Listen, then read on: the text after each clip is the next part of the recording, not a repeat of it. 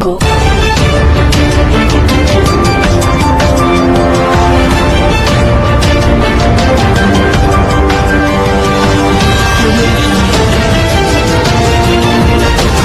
मेरी बहन मालविका सूद सच्चर राजनीति में आएगी। बॉलीवुड अदाकार सोनू सूद ने मोगा में एक पत्रकार वार्ता के दौरान किया ऐलान। डेंगू से पीड़ित जरूरतमंद परिवारों को इलाज के लिए 5,000 देने का ऐलान। जब मोगा में एक पत्रकार वार्ता के दौरान सोनू सूद ने स्पष्ट किया कि उनकी बहन मालविका सूद राजनीति में आएंगी, लेकिन इसके साथ ही उन्होंने यह स्पष्ट नहीं किया कि उनकी बहन किस राजनीतिक पार्टी से होंगी।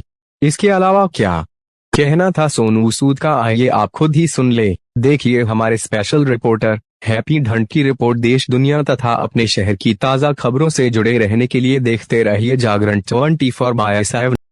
नमस्कार साਰਿਆਂ ਨੂੰ। मैं हमेशा ਜਦੋਂ ही मोगे आना हमेशा कोशिश होंगी कि ਤੁਹਾਡੀ ਸਾਰਿਆਂ ਨਾਲ मुलाकात हो सके। बड़ा इंपॉर्टेंट एक रिश्ता है साਡਾ ਸਾਰਿਆਂ ਦਾ ਬਣਿਆ। और ਅੱਜ ਜਦੋਂ ਅੱਜ ਸਾਰੇ ਵਾਪਸ ਆਏ ਤੇ ਹਲਚਲ ਤਾਂ ਤੁਸੀਂ ਦੇਖਦੇ ਹੀ ਹੋ, ਤੁਸੀਂ ਆਪ ਹੀ ਕਹਿ ਰਹੇ ਹੋ।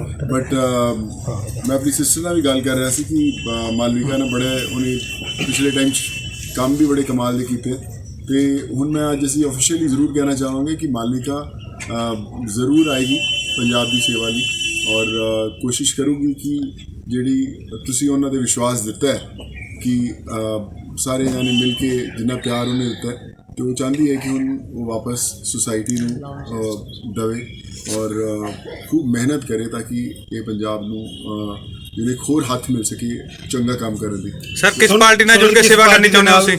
देखो मैं हमेशा कहना कि पार्टियां इंपॉर्टेंट नहीं है, सोच तो आइडियोलॉजी इंपॉर्टेंट है। असी हजे वो कॉल नहीं दिता कि इमीडिएटली कि पार्टी रहेगी, बट कोशिश है कि जिहड़ी चीज़ां लोगों को नहीं मिल सकियां, हमेशा जो भी इलैक्शंस होंदे ने बड़े वादे किए जाते हैं, बड़े मैनीफेस्टोस पास होंदे ने, बचपन तो असीं भी सुनते आए। मैं हमेशा पिछले एक जो वीडियो भी जाहिर किया यही सी कि वो किन्ने पूरे होंगे और फिर आप इंतजार करते हैं कि अगले 5 साल आएंगे जो मैं मालविका ने भी गल कर रहा मैं क्या एक ऐसी कमिटमेंट है जिंदगी की जी ਤੁਹਾਨੂੰ ਲੋਕਾਂ ਦੇ ਵਿਸ਼ਵਾਸ ਨਾਲ ਜੋੜਦੀ ਹੈ ਕਿ ਤੁਸੀਂ ਉਹ ਵਿਸ਼ਵਾਸ ਦੇ ਵਿੱਚ ਖਰੇ ਉਤਰਦੇ ਹੋ ਜਾਂ ਫਿਰ ਤੁਸੀਂ ਫੇਲ ਹੁੰਦੇ ਹੋ। ਲੋਕਾਂ ਦੇ ਕਾਰਨ ਤੁਹਾਨੂੰ ਇੱਕ ਅਹੁਦਾ ਮਿਲਦਾ ਹੈ ਔਰ ਉਸੇ ਦੇ ਵਿੱਚ ਤੁਸੀਂ ਖਰੇ ਉਤਰਨਾ ਹੈ ਔਰ ਮੈਨੂੰ ਲੱਗਦਾ ਹੈ ਕਿ ਮਾਲਵਿਕਾ ਪੂਰੀ ਤਿਆਰ ਹੈ ਉਹਦੇ ਲਈ।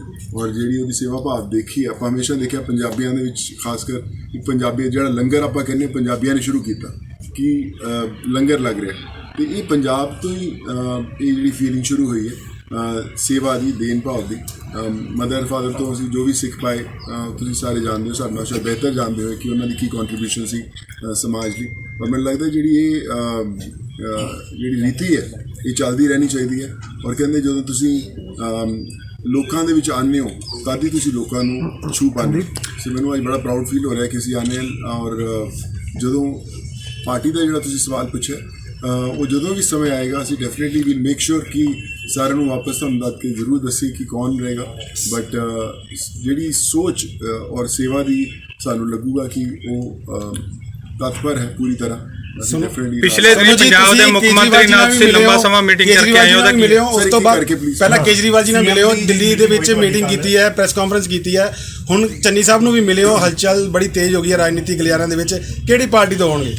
क्योंकि ਤੁਹਾਨੂੰ ਕਿਹਾ ਮੈਂ ਜਦੋਂ ਸਾਰਿਆਂ ਨੂੰ ਮਿਲਿਆ ਔਰ ਸਾਰਿਆਂ ਨੂੰ ਬੜਾ ਅੱਛਾ ਲੱਗਿਆ ਮੈਨੂੰ ਮਿਲ ਕੇ। ਚੰਨੀ ਸਾਹਿਬ ਨੂੰ ਜਦੋਂ ਮਿਲਿਆ ਬੜੇ ਕਮਾਲ ਦੇ, ਬੜੇ ਪੋਲਾਈਟ ਇਨਸਾਨ ਨੇ ਔਰ ਬੜਾ ਅੱਛਾ ਲੱਗਿਆ ਮੈਨੂੰ ਉਹਨਾਂ ਨਾਲ ਮੁਲਾਕਾਤ ਕਰਕੇ। ਔਰ ਮੈਂ ਜਿਨ੍ਹਾਂ ਨਾਲ ਵੀ ਮਿਲਿਆ ਆਈ ਥਿੰਕ ਦੇ ਆਲ ਵੈਰੀ ਗੁੱਡ। ਬਟ ਤੁਸੀਂ ਇਹ ਜ਼ਿੰਦਗੀ ਦਾ ਬਹੁਤ ਵੱਡਾ ਡਿਸੀਜਨ ਹੁੰਦਾ ਲਾਈਫ ਦਾ ਜਦੋਂ ਤੁਸੀਂ ਵੱਧਦੇ ਹੋ। ਇਹ ਇੱਕ ਐਸਾ ਨਹੀਂ ਹੈ ਕਿ ਆਪਾਂ ਇਕੱਠੇ ਬਾਹਰ ਚਲੇ ਗਏ, ਖਾਣਾ ਖਾਣ ਚਲੇ ਗਏ ਜਾਂ ਕਿਤੇ ਘੁੰਮਣ ਚਲੇ ਗਏ ਔਰ ਹੋ ਗਿਆ। ਇਹ ਜ਼ਿੰਦਗੀ ਭਰ ਦਾ ਰਿਸ਼ਤਾ ਹੈ, ਕਈ ਸਾਲਾਂ ਦਾ ਰਿਸ਼ਤਾ ਹੈ, ਲੋਕਾਂ ਦੇ ਵਿਸ਼ਵਾਸ ਦਾ ਰਿਸ਼ਤਾ ਹੈ। ਤੇ ਅਸੀਂ ਅਜੇ ਵੀ ਸੋਚ ਰਹੇ ਹਾਂ कि किस तरह लग्या जाए, कुछ होर मुलाकात होनियां, कुछ होर सोच होगी, कुछ असी अपन सोचा दसांगे कि असी की चाहते हैं और वो किस तरह लोगों तक वो जी सेवा है ਜਾਂ ਜਿਹੜੀ चीज़ां लोगों तक किद्दां पहुँचन। पर जल्द तो जल्द ਤੁਹਾਨੂੰ ਜ਼ਰੂਰ ਇਨਫੋਰਮ ਕੀਤਾ ਜਾਏਗਾ। ਦੋਨੋਂ ਪਾਰਟੀਆਂ ਦੇ ਮੁੱਖ ਮੰਤਰੀਆਂ ਨੂੰ ਮਿਲ ਚੁੱਕੇ ਹੋ ਜੀ ਤੁਸੀਂ, ਚੰਨੀ ਸਾਹਿਬ ਨੂੰ ਵੀ ਮਿਲ ਚੁੱਕੇ ਹੋ, ਕੇਜਰੀਵਾਲ ਸਾਹਿਬ ਨੂੰ ਵੀ ਮਿਲ ਚੁੱਕੇ ਹੋ, ਕਿਹੜੇ ਚੰਗੇ ਲੱਗੇ, ਕਿਹਨਾਂ ਦੇ ਵਿਚਾਰ ਕੀ ਡਿਫਰੈਂਸ ਲੱਗਿਆ ਤੁਹਾਨੂੰ ਦੋਨਾਂ ਦੇ ਵਿੱਚ? ਦੇਖੋ ਦੋਨੋਂ ਅੱਛੇ ਹੈ। ਮੈਂ ਉਹੀ ਕਹਿੰਦਾ ਕਿ ਸੋਚ ਸਾਰਿਆਂ ਦੀ ਉਹੀ ਹੈ ਕਿ ਲੋਕਾਂ ਦਾ ਚੰਗਾ ਕੀਤਾ ਜਾਵੇ, ਲੇਕਿਨ ਜਿਹੜੀ ਤੁਹਾਡੀ ਸੋਚ, ਜਿਹੜੀ ਤੁਹਾਡੀ ਜ਼ਿੰਦਗੀ ਦੀ ਪਲੈਨਿੰਗ ਹੈ ਉਹਨੂੰ ਤੁਸੀਂ ਕਿਸ ਤਰ੍ਹਾਂ ਇਨਕੋਰਪੋਰੇਟ ਕਰ ਸਕਦੇ ਹਾਂ, ਉਹ ਬੜਾ ਇੰਪੋਰਟੈਂਟ ਹੈ। ਮੈਂ ਜਦੋਂ ਵੀ ਗੱਲ ਕਰ ਰਿਹਾ, ਸਾਡਾ ਪਰਿਵਾਰ ਐਜੂਕੇਸ਼ਨ ਤੇ ਹੈਲਥ ਨਾਲ ਹਮੇਸ਼ਾ ਜੁੜਿਆ ਰਿਹਾ।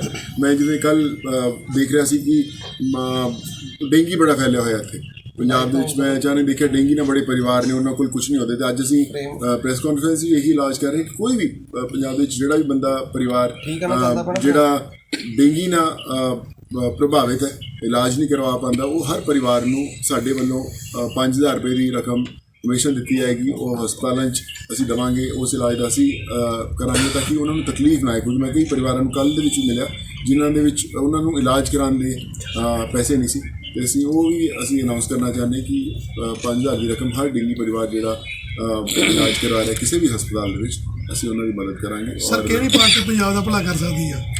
ਦੇਖੋ, ਲੋਕ ਪੰਜਾਬ ਦਾ ਭਲਾ ਕਰ ਸਕਦੇ। ਪਾਰਟੀਆਂ ਸਿਰਫ ਨਾਮ ਹੁੰਦੀਆਂ, ਪਾਰਟੀਆਂ ਵਾਅਦੇ ਹੁੰਦੇ ਆ, ਪਾਰਟੀਆਂ ਇੱਕ ਸੋਚ ਹੁੰਦੀ ਹੈ, ਪਰ ਲੋਕੀ ਭਲਾ ਕਰ ਸਕਦੇ। ਮੈਂ ਹਮੇਸ਼ਾ ਸਾਰਿਆਂ ਨੂੰ ਇਹ ਕਹਿੰਦਾ, ਪਾਰਟੀ ਨਾ ਚੁਣੋ, ਲੋਕ ਚੁਣੋ। ਪਿਛਲੇ ਦਿਨੀ ਤੁਸੀਂ ਇੱਕ ਗੱਲ ਕਹੀ ਸੀ ਸਰ ਕਿ ਮੈਨੀਫੈਸਟੋ ਦੇ ਨਾਲ ਐਫੀਡੇਵਿਟ ਲੈਣਾ ਚਾਹੀਦਾ ਹੈ। ਉਹਦੇ ਬਾਅਦ ਕਈ ਪਾਰਟੀਆਂ ਨੇ ਤੁਹਾਡਾ ਵਿਰੋਧ ਮਤਲਬ ਕਈ ਵਾਰ ਸੁਣਨ ਦੇ ਵਿੱਚ ਆਏ। ਇਹਦੇ ਬਾਅਦ ਤੁਸੀਂ ਕੀ ਕਹਿਣਾ ਚਾਹੋਗੇ? ਦੇਖੋ, ਮੈਂ ਇੱਕ ਮੇਰੀ ਸੋਚ ਹੈ, ਹਮੇਸ਼ਾ ਆਪਾਂ ਅਕਸਰ ਜਦੋਂ ਵੀ ਦੇਖੋ ਕਿ 10 ਦੇ ਵਿੱਚੋਂ 8 ਜਾਣੇ ਹਮੇਸ਼ਾ ਖੁਸ਼ ਨਹੀਂ ਹੁੰਦੇ, ਔਰ ਇੰਨਾ ਈਜ਼ੀ ਨਹੀਂ ਹੈ ਇੱਕ ਬੰਦੇ ਲਈ ਇੰਨਾ ਕੰਮ ਕਰਨਾ ਹੈ, ਕੁਛ ਕਰਨਾ। ਪਰ ਤੁਸੀਂ ਇਹ ਵੀ ਸੋਚਦੇ ਹੋ ਕਿ ਉਮੀਦਾਂ ਨਾਲ ਜੁੜੇ ਹੁੰਦੇ। ਜਦੋਂ ਆਪਾਂ ਇੱਕ ਆਪਣਾ ਰਿਪਰੈਜ਼ੈਂਟੇਟਿਵ ਚੁਣਦੇ ਹਾਂ ਅੱਗੇ ਕਿ ਯਾਰ ਇਹ ਮੇਰਾ ਰਿਪਰੈਜ਼ੈਂਟੇਟਿਵ ਹੈ, ਇਹ ਮੇਰੇ ਗਲੀ ਮਹੱਲੇ ਠੀਕ ਕਰੂਗਾ, ਇਹ ਮੇਰੀ ਇਲਾਜ ਦਾ ਧਿਆਨ ਰੱਖੂਗਾ, ਮੇਰੀ ਐਜੂਕੇਸ਼ਨ ਦਾ ਧਿਆਨ ਰੱਖੂਗਾ, ਉਹ ਵਿਸ਼ਵਾਸ 'ਤੇ ਆਪਾਂ ਉਹ ਬੰਦੇ ਨਾਲ ਜੁੜਦੇ ਹਾਂ। ਉਹ ਵਿਸ਼ਵਾਸ ਮਾਂ ਪਿਓ ਤੋਂ ਜ਼ਿਆਦਾ ਵਿਸ਼ਵਾਸ ਹੁੰਦਾ ਹੈ। ਮਾਂ ਪਿਓ ਤਾਂ ਆਪਣੀ ਮਦਦ ਕਰਦੇ ਕਿਉਂਕਿ ਆਪਾਂ ਉਹਨਾਂ ਨੇ ਸਾਨੂੰ ਜਨਮ ਦਿੱਤਾ, ਲੇਕਿਨ ਜਦੋਂ ਆਪਾਂ ਇੱਕ ਰਿਪਰੈਜ਼ੈਂਟੇਟਿਵ ਚੁਣਦੇ ਹਾਂ, ਉਹ ਰਿਪਰੈਜ਼ੈਂਟੇਟਿਵ ਉਹ ਹੁੰਦਾ ਜਿਹੜਾ ਸਾਨੂੰ ਇੱਕ ਐਸਾ ਹੈਲਥ ਕੇਅਰ ਸਿਸਟਮ ਦੇ ਕੇ ਜਾਊਗਾ, ਜਿਹੜਾ ਐਸਾ ਐਜੂਕੇਸ਼ਨ ਸਿਸਟਮ ਦੇ ਕੇ ਜਾਊਗਾ ਤਾਂ ਕਿ ਜਿਹੜੇ ਪਰਿਵਾਰ ਉਹ ਚੀਜ਼ਾਂ ਦਾ ਸਫ਼ਰ ਕਰਦੇ ਉਹਨਾਂ ਨੂੰ ਮਿਲੇ। ਜੇ ਉਹ ਬੰਦਾ ਫੇਲ ਹੋ ਜਾਂਦਾ ਫਿਰ ਆਪਣੀ ਜ਼ਿੰਦਗੀ ਦੇ 5 ਸਾਲ ਆਪਾਂ ਪਿੱਛੇ ਹੋ ਜਾਂਦੇ। ਤਾਂ ਮੈਂ ਉਹ ਜ਼ਰੂਰ ਕਿਹਾ ਸੀ ਕਿ ਹਰ ਬੰਦਾ ਜਿਹੜਾ ਵਾਅਦਾ ਕਰਦਾ ਹੈ ਉਹਦੇ ਇੱਕ ਐਗਰੀਮੈਂਟ ਜ਼ਰੂਰ ਸਾਈਨ ਕਰਾਓ। ਜੇ ਕੱਲ ਮਾਲਵਿਕਾ ਆਉਂਦੀ ਹੈ, ਮੈਂ ਮਾਲਵਿਕਾ ਨਹੀਂ ਕਹੂੰਗਾ, ਇੱਕ ਐਗਰੀਮੈਂਟ ਸਾਈਨ ਕਰਕੇ ਜ਼ਰੂਰ ਦੇਈਓ ਸਾਰਿਆਂ ਨੂੰ ਕਿ ਮੈਂ ਦੇਖੋ ਇਹ ਤੁਹਾਨੂੰ ਵਾਅਦੇ ਕਰ ਰਹੀ ਹੈ। ਜੇ ਮੈਂ ਭੁੱਲੀ ਜਾਂ ਜੇ ਮੈਂ ਉਹਦੇ 'ਚ ਫੇਲ ਹੋਈ ਤਾਂ ਮੇਰੇ ਸਾਹਮਣੇ ਤੁਸੀਂ ਮੈਨੂੰ ਪੁੱਛਿਓ ਸਵਾਲ ਕਿ ਮੈਂ ਕਿੱਥੇ ਗਲਤ ਹੈ ਔਰ ਮੈਨੂੰ ਗਾਈਡ ਕਰਿਓ। ਨੇਤਾ ਉਹ ਚਾਹੀਦਾ ਜਿਹੜਾ ਕੁਰਸੀ ਮਗਰ ਨਾ ਜਾਵੇ, ਕੁਰਸੀ ਉਹਨੂੰ ਧੱਕੇ ਨਾਲ ਲੈ ਕੇ ਆਵੇ।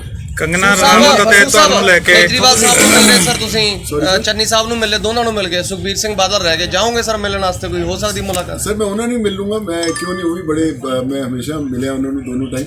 ਉਹ ਵੀ ਬੜੇ ਕਮਾਲ ਦੇ ਇਨਸਾਨ ਨੇ ਔਰ ਉਹਨਾਂ ਨੇ ਵੀ ਬੜਾ ਐਕਸਪੀਰੀਅੰਸ ਉਹਨਾਂ ਦਾ ਰਾਜਨੀਤੀ ਦਾ। ਮੈਂ ਜ਼ਰੂਰ ਮਿਲਾਂਗਾ ਜਦੋਂ ਮੈਨੂੰ ਕਹਿਣਗੇ। ਔਰ ਜਦੋਂ ਮੈਂ ਸਾਰਿਆਂ ਨੂੰ ਮੈਂ ਉਹੀ ਕਹਿ ਰਿਹਾ ਕਿ ਮੈਂ ਵੀ ਨਾ ਤੁਹਾਡੇ ਵਰਗਾ ਹੀ ਹਾਂ ਭਾਈ। ਮੈਂ ਹਮੇਸ਼ਾ ਜਦੋਂ ਆਪਾਂ ਲੋਕੀ ਰਾਜਨੀਤੀ ਦੀ ਗੱਲ ਕਰਦੇ ਆ ਤੇ ਆਪਾਂ ਲੋਕਾਂ ਨੂੰ ਕਈ ਵਾਰ ਉੱਪਰ ਦੇਖਣ ਲੱਗ ਜਾਂਦੇ, ਯਾਰ ਉਹ ਰਾਜਨੀਤੀ ਜਾ ਰਿਹਾ ਹੈ, ਉਹ ਰਾਜਨੀਤੀ ਜਾ ਰਹੀ ਹੈ, ਕਿਹੜੀ ਪਾਰਟੀ ਜਾਊਗੀ। ਪਰ ਉਹ ਆਪਣੇ ਵਰਗੇ ਹੀ ਨੇ ਸਾਰੇ ਲੋਕ। ਮੈਨੂੰ ਲੱਗਦਾ ਕਿ ਅਜੇ ਆਪਾਂ ਜ਼ਮੀਨ ਨਾ ਛੱਡੀਏ ਤੇ ਲੋਕਾਂ ਦਾ ਭਲਾ ਹੋਣਾ ਸ਼ੁਰੂ ਹੋ ਜਾਊਗਾ। ਤੇ ਆਈ ਥਿੰਕ ਲੈਸਨ ਸਾਰਿਆਂ ਨਾਲੋਂ ਵੱਡਾ ਇਹ ਹੈ। ਹਮੇਸ਼ਾ ਮੈਂ ਸਾਰਿਆਂ ਨੂੰ ਇਹੀ ਕਹਿਣਾ ਕਿ ਜਿੰਨੇ ਰਾਜਨੀਤਿਕ ਪਾਰਟੀਆਂ ਹੋਣ ਜਾਂ ਜਿੰਨੇ ਰਾਜਨੀਤਿਕ ਲੀਡਰਸ ਹੋਣ, ਜਦੋਂ ਤੱਕ ਉਹ ਜ਼ਮੀਨ ਨਾਲ ਜੁੜੇ ਰਹਿਣਗੇ, ਜਦੋਂ ਤੱਕ ਉਹ ਲੋਕਾਂ ਨਾਲ ਜੁੜੇ ਰਹਿਣਗੇ ਤੇ ਭਲਾ ਹੁੰਦਾ ਹੀ ਰਹੂਗਾ। ਸਰ ਫਿਲਮੀ ਲਾਈਨ ਨੂੰ ਲੈ ਕੇ ਗੱਲ ਕਰੀਏ, ਤੁਸੀਂ ਕੀ ਮਾਲਵਿਕਾ ਜੀ ਚੁਣਾਵ ਲੜਨਗੇ, ਤੁਹਾਡੇ ਬਾਰੇ ਤੁਸੀਂ ਆਪਣੇ ਬਾਰੇ ਕੀ ਸੋਚਿਆ? ਕਿਉਂਕਿ ਚਰਚਾਵਾਂ ਤੁਹਾਡੀਆਂ ਵੀ ਬਹੁਤ ਹੈ, ਤੁਸੀਂ ਵੀ ਚੁਣਾਵ ਦੇ ਵਿੱਚ ਕੀ ਤੁਸੀਂ ਐਮਪੀ ਦੀ ਤਿਆਰੀ ਕਰ ਰਹੇ ਹੋ? ਆਪ ਵੱਲੋਂ ਤੁਹਾਨੂੰ ਡਿਪਟੀ ਸੀਐਮ ਵੀ ਡਿਕਲੇਅਰ ਕਰ ਦਿੱਤਾ ਗਿਆ ਜੀ, ਸੀਐਮ ਦੀ ਵੀ ਆਫਰ ਆ ਗਈ ਤੁਹਾਡੀ। ਕਈ ਤਰ੍ਹਾਂ ਦੀਆਂ ਚਰਚਾਵਾਂ ਹੈ, ਉਹਨੂੰ ਵੀ ਕਲੀਅਰ ਕਰ ਦਿਓ। ਮੈਂ ਡੈਫੀਨਿਟਲੀ ਮੈਂ ਹਮੇਸ਼ਾ ਕਹਿਣਾ, ਜਦੋਂ ਵੀ ਮੇਰੀ ਜ਼ਿੰਦਗੀ ਦੀ ਸ਼ੁਰੂਆਤ ਹੁੰਦੀ ਮੈਂ ਤੁਹਾਡੇ ਸਾਰੇ ਭਰਾਵਾਂ ਨਾਲ ਸਾਰਿਆਂ ਨੂੰ ਪਹਿਲਾਂ ਆ ਕੇ ਹਮੇਸ਼ਾ ਗੱਲ ਕਰਦਾ। ਅਜੇ ਇਹ ਬੜਾ ਲਾਈਫ ਦਾ ਵੱਡਾ ਡਿਸੀਜਨ ਹੈ। ਅਜੇ ਅਸੀਂ ਤੁਹਾਨੂੰ ਆਈ ਥਿੰਕ ਮਾਲਵਿਕਾ ਇੱਕ ਮੇਰਾ ਹੀ ਸਾਡੇ ਪਰਿਵਾਰ ਦਾ ਇੱਕ ਬਹੁਤ ਇੰਪੋਰਟੈਂਟ ਮੈਂ ਕਹੂੰਗਾ ਮੁੱਢ ਹੈ ਇੱਥੇ ਜਿਹੜਾ ਮੋਗੇ ਨਾਲ ਜੁੜਿਆ ਹੋਇਆ। ਔਰ ਮੈਨੂੰ ਲੱਗਦਾ ਪਹਿਲਾ ਸਟੈਪ ਆ ਲੈਣਾ ਜ਼ਰੂਰੀ ਹੈ ਕਿ ਆਪਾਂ ਚੱਲੀਏ, ਸਾਰੇ ਰੁਲੀਏ, ਮਤਲਬ ਰਲ ਜੁਲ ਕੇ ਇੱਕ ਦੂਜੇ ਦਾ ਹੱਥ ਫੜ ਕੇ ਅੱਗੇ ਵਧੀਏ। ਮੇਰੇ ਲਈ ਹਜੇ ਸ਼ਾਇਦ ਮੈਂ ਹਜੇ ਪੂਰੀ ਤਰ੍ਹਾਂ ਮਤਲਬ ਸੋਚਿਆ ਨਹੀਂ। ਮੇਰਾ ਲੱਗਦਾ ਕਿ ਪਹਿਲਾਂ ਮਾਲਵਿਕਾ ਦਾ ਇੰਪੋਰਟੈਂਟ ਹੈ ਕਿ ਉਹ ਤੁਹਾਡੇ ਨਾਲ ਕਿਸ ਤਰ੍ਹਾਂ ਜੋ ਜੁੜੀ ਹੈ ਪਿਛਲੇ ਕੁਝ ਟਾਈਮ, ਜੋ ਤੁਸੀਂ ਪਿਆਰ ਉਹਨੂੰ ਦਿੱਤਾ ਹੈ, ਉਹਨੂੰ ਤੁਸੀਂ ਗਾਈਡ ਕਰੋ। ਮੈਂ ਇਹ ਨਹੀਂ ਕਹਿੰਦਾ ਕਿ ਤੁਸੀਂ ਇਹ ਤੁਹਾਡੇ ਪਿੱਛੇ ਚੱਲਣ ਲਈ ਉਹਨੇ ਇਹ ਕਦਮ ਲਿੱਤਾ ਹੈ। ਔਰ ਮੈਂ ਜਦੋਂ ਵੀ ਉਹਨੂੰ ਇਹੀ ਕਿਹਾ ਸੀ ਕਿ ਤੁਸੀਂ ਬੜਾ ਵੱਡਾ ਡਿਸੀਜਨ ਹੈ ਕਿ ਕਹਿੰਦੀ ਮੈਂ ਭਈਆ ਮੈਂ ਸੇਵਾ ਕਰਨੀ ਲੋਕਾਂ ਦੀ, ਮੈਨੂੰ ਬੜਾ ਅੱਛਾ ਲੱਗਦਾ ਲੋਕਾਂ ਦੇ ਦਿਲਾਂ ਨੂੰ ਜਦੋਂ ਮੈਂ ਛੂਹਣੀ ਹੈ। ਅਤੇ ਮੈਨੂੰ ਲੱਗਦਾ ਕਿ ਉਹ ਟਾਈਮ ਆ ਗਿਆ ਜਦੋਂ ਇਹ ਆ ਕੇ ਲੋਕਾਂ ਨੂੰ ਮਦਦ ਕਰੇ, ਸਾਡੇ ਸ਼ਹਿਰ ਨੂੰ, ਪੰਜਾਬ ਨੂੰ, ਹਰ ਇੱਕ ਜ਼ਰੂਰਤਮੰਦ ਨੂੰ ਉਸ ਜਿਹੜਾ ਉਹਦੇ ਸੁਪਨਾ ਦੇਖਿਆ ਬੜੇ ਟਾਈਮ ਤੋਂ ਉਹ ਪੂਰਾ ਹੋਣ ਦੀ ਇੱਕ ਕੋਸ਼ਿਸ਼ ਕਰ ਰਾਜਨੀਤੀ 'ਚ ਨਵਾਂ ਚਿਹਰਾ ਸਰ ਮਾਲਵਿਕਾ ਸੂਦ ਜਦੋਂ ਕੋਈ ਪਾਰਟੀ ਨਾਲ ਸੰਬੰਧ ਰੱਖਣਗੇ ਆਉਣ ਵਾਲੇ ਦਿਨਾਂ 'ਚ ਕਿਸੇ ਪਾਰਟੀ ਨੂੰ ਅਨਾਉਂਸ ਕਰਨਗੇ, ਤੁਹਾਨੂੰ ਨਹੀਂ ਲੱਗਦਾ ਕਿ ਜਿਹੜੇ ਲੋਕਲ ਲੀਡਰਸ ਨੇ ਉਹ ਜ਼ਰੂਰ ਵਿਰੋਧ ਕਰਨਗੇ ਇਸ ਚੀਜ਼ ਦਾ? ਉਸ ਤੋਂ ਫਿਰ ਕਿਸ ਤਰ੍ਹਾਂ ਸਰ ਇਹ ਸਰ ਅਸੀਂ ਉਹ ਲੋਕਲ ਲੀਡਰਸ ਨੂੰ ਸਪੋਰਟ ਕਰਾਂਗੇ। ਮੈਨੂੰ ਲੱਗਦਾ ਵਿਰੋਧ ਨਹੀਂ, ਆਪਾਂ ਨੂੰ ਸਪੋਰਟ ਕਰਨਾ ਚਾਹੀਦਾ। ਹਮੇਸ਼ਾ ਜਦੋਂ ਦੋ ਪਾਰਟੀਆਂ ਦੇ ਵਿੱਚ ਜਾਂ ਲੋਕ ਖੜੇ ਹੁੰਦੇ ਨੇ, ਆਪਾਂ ਹਮੇਸ਼ਾ ਕਹਿੰਦੇ ਯਾਰ, ਆਪਾਂ ਹਮੇਸ਼ਾ ਦੂਸਰੇ ਨੂੰ ਨੀਚਾ ਕਰਦੇ ਕਿ ਯਾਰ ਉਹਨੇ ਕੀ ਕੀਤਾ, ਉਹ ਕੀ ਕਰ ਸਕਦੇ, ਉਹਨਾਂ ਦਾ ਕੀ ਐਕਸਪੀਰੀਅੰਸ ਹੈ, ਜਾਂ ਪੁਰਾਣੇ ਬੰਦੇ ਨੇ ਨਹੀਂ ਕਰਨਾ। ਮੈਨੂੰ ਲੱਗਦਾ ਸਪੋਰਟ ਕਰਨਾ ਚਾਹੀਦਾ। ਮੈਂ ਤਾਂ ਕਹਿੰਦਾ ਸਾਰੇ ਲੀਡਰਾਂ ਨੂੰ ਇਕੱਠੇ ਨੂੰ ਪਾ ਕੇ ਕਰਨਾ ਚਾਹੀਦਾ। ਯਾਰ ਅਸੀਂ ਵੀ ਆਹ ਪਾਰਟੀ ਦਾ ਹੀ ਬੈਠਾ, ਇਹ ਪਾਰਟੀ ਦਾ ਹੀ ਬੈਠਾ, ਇਹ ਪਾਰਟੀ ਦਾ ਬੈਠਾ, ਅਸੀਂ ਆਹ ਕਰਨਾ ਚਾਹੁੰਦੇ, ਅਸੀਂ ਰਲ ਮਿਲ ਕੇ ਕਰਨਾ ਚਾਹੁੰਦੇ। ਮੈਂ ਜਿੱਤਿਆ ਜਾਂ ਹਾਰਿਆ ਕੋਈ ਫਰਕ ਨਹੀਂ ਪੈਂਦਾ। ਜੇ ਜਿੱਤਿਆ ਅਸੀਂ ਇਹਨਾਂ ਨਾਲ ਹੋ ਜਾਵਾਂਗੇ, ਜੇ ਦੂਸਰੇ ਜਿੱਤੇ ਉਹਨਾਂ ਨਾਲ ਹੋ ਜਾ। ਆਈ ਥਿੰਕ ਇਹ ਸੋਚ ਹੋਣੀ ਬੜੀ ਇੰਪੋਰਟੈਂਟ ਹੈ ਕਿ ਕੋਈ ਫਰਕ ਨਹੀਂ ਪੈਂਦਾ ਕੌਣ ਜਿੱਤੇ, ਲੋਕ ਜਿੱਤਣੇ ਜ਼ਰੂਰੀ ਹੈ। ਕੋਵਿਡ ਕਾਲ ਦੇ ਵਿੱਚ ਸੂਦ ਪਰਿਵਾਰ ਨੇ ਜਿੰਨਾ ਆਮ ਲੋਕਾਂ ਦਾ ਕੀਤਾ ਜਾਂ ਗਰੀਬ ਲੋਕਾਂ ਦਾ ਭਲਾ ਕੀਤਾ, ਤੇ ਉਸ ਨੂੰ ਲੈ ਕੇ ਕਾਫੀ ਜ਼ਿਆਦਾ ਵਾਹਵਾਹੀ ਵੀ ਹੋਈ ਹੈ। ਜਿਹੜੀਆਂ ਰਾਜਨੀਤੀ ਪਾਰਟੀਆਂ ਉਹ ਵੀ ਡੋਰੇ ਡਾਲ ਰਹੀਆਂ। ਫਿਰ ਮੇਰਾ ਸਵਾਲ ਉੱਥੇ ਹੀ ਹੈ ਕਿ ਕਿਹੜੀ ਰਾਜਨੀਤੀ ਪਾਰਟੀ ਜਿਹੜੀ ਹੈ? ਦੇਖੋ, ਜਦੋਂ ਅਸੀਂ ਸ਼ੁਰੂ ਕੀਤਾ ਆਲਮੋਸਟ 2 ਸਾਲ ਹੋ ਗਏ। 2 ਸਾਲਾਂ 'ਚ ਜ਼ਿਆਦਾ ਲੋਕਾਂ ਨੂੰ ਪਤਾ ਚੱਲਿਆ ਕਿਉਂਕਿ ਕੋਰੋਨਾ ਸੀ। ਤੁਸੀਂ ਉਦੋਂ ਪਹਿਲਾਂ ਵੀ ਜਾਣਦੇ ਕਿ ਉਦੋਂ ਪਹਿਲਾਂ ਵੀ ਅਸੀਂ ਬਹੁਤ ਕਰਦੇ ਰਹੇ, ਔਰ ਮੇਰੇ ਮਦਰ ਫਾਦਰ ਵੀ ਬਹੁਤ ਕਰਦੇ ਰਹੇ। ਲੇਕਿਨ ਕੋਰੋਨਾ ਹੀ ਜ਼ਿਆਦਾ ਹਾਈਲਾਈਟ ਹੋਇਆ ਕਿਉਂਕਿ ਤਕਲੀਫਾਂ ਲੋਕਾਂ ਦੀਆਂ ਜ਼ਿਆਦਾ ਸੀ। ਅਤੇ ਇਹ ਸਾਰਾ ਵੱਡਾ ਐਗਜ਼ਾਮਪਲ ਸੀ ਕਿ ਜ਼ਰੂਰੀ ਨਹੀਂ ਹੈ ਕਿ ਰਾਜਨੀਤਿਕ ਪਾਰਟੀ ਦੇ ਵਿੱਚ ਆਉਣ ਦੇ ਕਾਰਨ ਤੁਸੀਂ ਲੋਕਾਂ ਦੀ ਮਦਦ ਕਰ ਸਕਦੇ ਹੋ। ਹਾਂ, ਜਦੋਂ ਤੁਸੀਂ ਰਾਜਨੀਤਿਕ ਪਾਰਟੀ 'ਚ ਆਉਂਦੇ ਹੋ ਤਾਂ ਤੁਹਾਡੇ ਪਲੇਟਫਾਰਮ ਵੱਧ ਜਾਂਦੇ ਆ। ਤੁਹਾਡੀ ਇੱਕ ਪਾਲਿਸੀਜ਼ ਨਾਲ, ਇੱਕ ਤੁਹਾਡੇ ਸਿਗਨੇਚਰ ਦੇ ਨਾਲ ਜ਼ਿੰਦਗੀਆਂ ਬਦਲ ਜਾਂਦੀਆਂ। ਮੈਂ ਹਮੇਸ਼ਾ ਦੇਖਦਾ ਕਿ ਹੈਲਥ ਕੇਅਰ ਪੰਜਾਬ ਦੇ ਵਿੱਚ ਬੜਾ ਹੁੰਦਾ। ਲੋਕਾਂ ਨੂੰ ਅੱਜ ਕਿੰਨੇ ਪਿੰਡਾਂ ਦੇ ਵਿੱਚ ਡਿਸਪੈਂਸਰੀਆਂ ਖੁੱਲ੍ਹੀਆਂ, ਉੱਥੇ ਕੋਈ ਹੁੰਦਾ ਹੀ ਨਹੀਂ ਬੰਦਾ। ਸਰਕਾਰੀ ਹਸਪਤਾਲ 'ਚ ਕਈ ਵਾਰ ਲੋਕੀ ਡਾਕਟਰਸ ਨਹੀਂ ਮਿਲਦੇ, ਮੈਡੀਸਿਨਸ ਨਹੀਂ ਮਿਲਦੀਆਂ। ਇਹ ਸਭ ਚੀਜ਼ਾਂ ਜਿਹੜੀਆਂ ਇੰਨੀਆਂ ਇੰਪੋਰਟੈਂਟ ਨੇ ਕਿ ਉਹ ਠੀਕ ਹੋਣੀਆਂ ਬੜੀਆਂ ਜ਼ਰੂਰੀ ਹੈ। ਸਰ ਤੁਸੀਂ ਜਦੋਂ ਵੱਡੇ ਸਤਰ ਤੇ ਜਾਂਦੇ ਹੋ ਤਾਂ ਤੁਸੀਂ ਉਹ ਸਿਸਟਮ ਦੇ ਵਿੱਚ ਆ ਕੇ ਸਿਸਟਮ ਨੂੰ ਬਦਲ ਸਕਦੇ ਹੋ। ਇਸੇ ਸਵਾਲ ਨੂੰ ਥੋੜਾ ਜਿਹਾ ਅੱਗੇ ਲੈ ਕੇ ਜਾਈਏ। ਤੁਸੀਂ ਕਰੋਨਾ ਦੌਰਾਨ ਇਸੇ ਸਵਾਲ ਨੂੰ ਅੱਗੇ ਲੈ ਕੇ ਜਾਈਏ। ਤੁਸੀਂ ਕਰੋਨਾ ਦੌਰਾਨ ਬੇਸਵਾਰਥ ਹੋ ਕੇ ਲੋਕਾਂ ਦੀ ਸੇਵਾ ਕੀਤੀ ਹੈ। ਦੂਸਰੇ ਪਾਸੇ ਕੰਗਨਾ ਰਣਾਵਤ ਨੇ ਜਿਹੜੇ ਉਹਨਾਂ ਨੂੰ ਰਾਸ਼ਟਰਪਤੀ ਵੱਲੋਂ ਸਨਮਾਨਿਤ ਕੀਤਾ। ਤੁਹਾਡੇ ਦੋਨੇ ਫੋਟੋਆਂ ਲੈ ਕੇ ਸੋਸ਼ਲ ਮੀਡੀਆ ਬੜੀਆਂ ਵਾਇਰਲ ਹੋ ਰਹੀਆਂ ਨੇ, ਤੁਸੀਂ ਇਹਦੇ ਬਾਰੇ ਕੀ ਕਹਿਣਾ ਚਾਹੋਗੇ? ਦੇਖੋ, ਇੱਕ ਸੋਚ ਹੈ, ਸੋਚ ਤਾਂ ਮੈਂ ਨਹੀਂ ਬਦਲ ਸਕਦਾ। ਤੁਹਾਡੇ ਖਿਲਾਫ ਕਾਰਵਾਈ ਕੀਤੀ ਹੋ ਚੱਲੀ ਹੈ ਕੇਂਦਰ ਸਰਕਾਰ ਦੀ, ਪਰ ਕੋਈ ਗੱਲ ਨਹੀਂ ਸਰ। ਮੈਂ ਅੱਜ ਤੁਹਾਡੇ ਸਾਹਮਣੇ ਬੈਠਾ, ਇੱਕਦਮ ਸਾਫ਼ ਸੁਥਰੇ ਹੋ ਕੇ ਇੱਕਦਮ ਬੈਠੇ। ਆਈ ਥਿੰਕ ਸੱਚਾਈ ਦੀ ਜੀਤ ਹਮੇਸ਼ਾ ਹੁੰਦੀ ਹੈ। ਸੱਚਾਈ ਨੂੰ ਨਹੀਂ ਛੱਡਣਾ ਚਾਹੀਦਾ। ਲੋਕੀ ਬੋਲਣਗੇ, ਕਹਿਣਗੇ, ਆਪਣੇ ਓਪੀਨੀਅਨਸ ਦੇਣਗੇ, ਬਟ ਸੱਚਾਈ ਦਾ ਜੇ ਤੁਸੀਂ ਹੱਥ ਫੜਿਆ ਰੱਖਿਆ ਫਿਰ ਤੁਹਾਡਾ ਸਫ਼ਰ ਜਿਹੜਾ ਬਹੁਤ ਲੰਬਾ ਹੈ। ਇਨ ਫਿਊਚਰ ਜਿਹੜੀ ਵੀ ਤੁਸੀਂ ਪਾਰਟੀ ਸਿਸਟਰ ਜਾਂਦੇ ਨੇ, ਕੀ ਤੁਸੀਂ ਉਸ ਪਾਰਟੀ ਦੀ ਸਟਾਰ ਪ੍ਰਚਾਰਕ ਬਣੋਗੇ ਜਾਂ ਫਿਰ ਆਪਣੀ ਹੀ ਸਿਸਟਰ ਦੇ ਲਈ ਸਿਰਫ ਇਕੱਲਾ ਪ੍ਰਚਾਰ ਕਰੋਗੇ? ਦੇਖੋ, ਮੈਂ ਹਮੇਸ਼ਾ ਮੈਂ ਜਿਹੜਾ ਤੁਸੀਂ ਸਵਾਲ ਹੈ ਬੜਾ ਅੱਛਾ ਸਵਾਲ ਹੈ।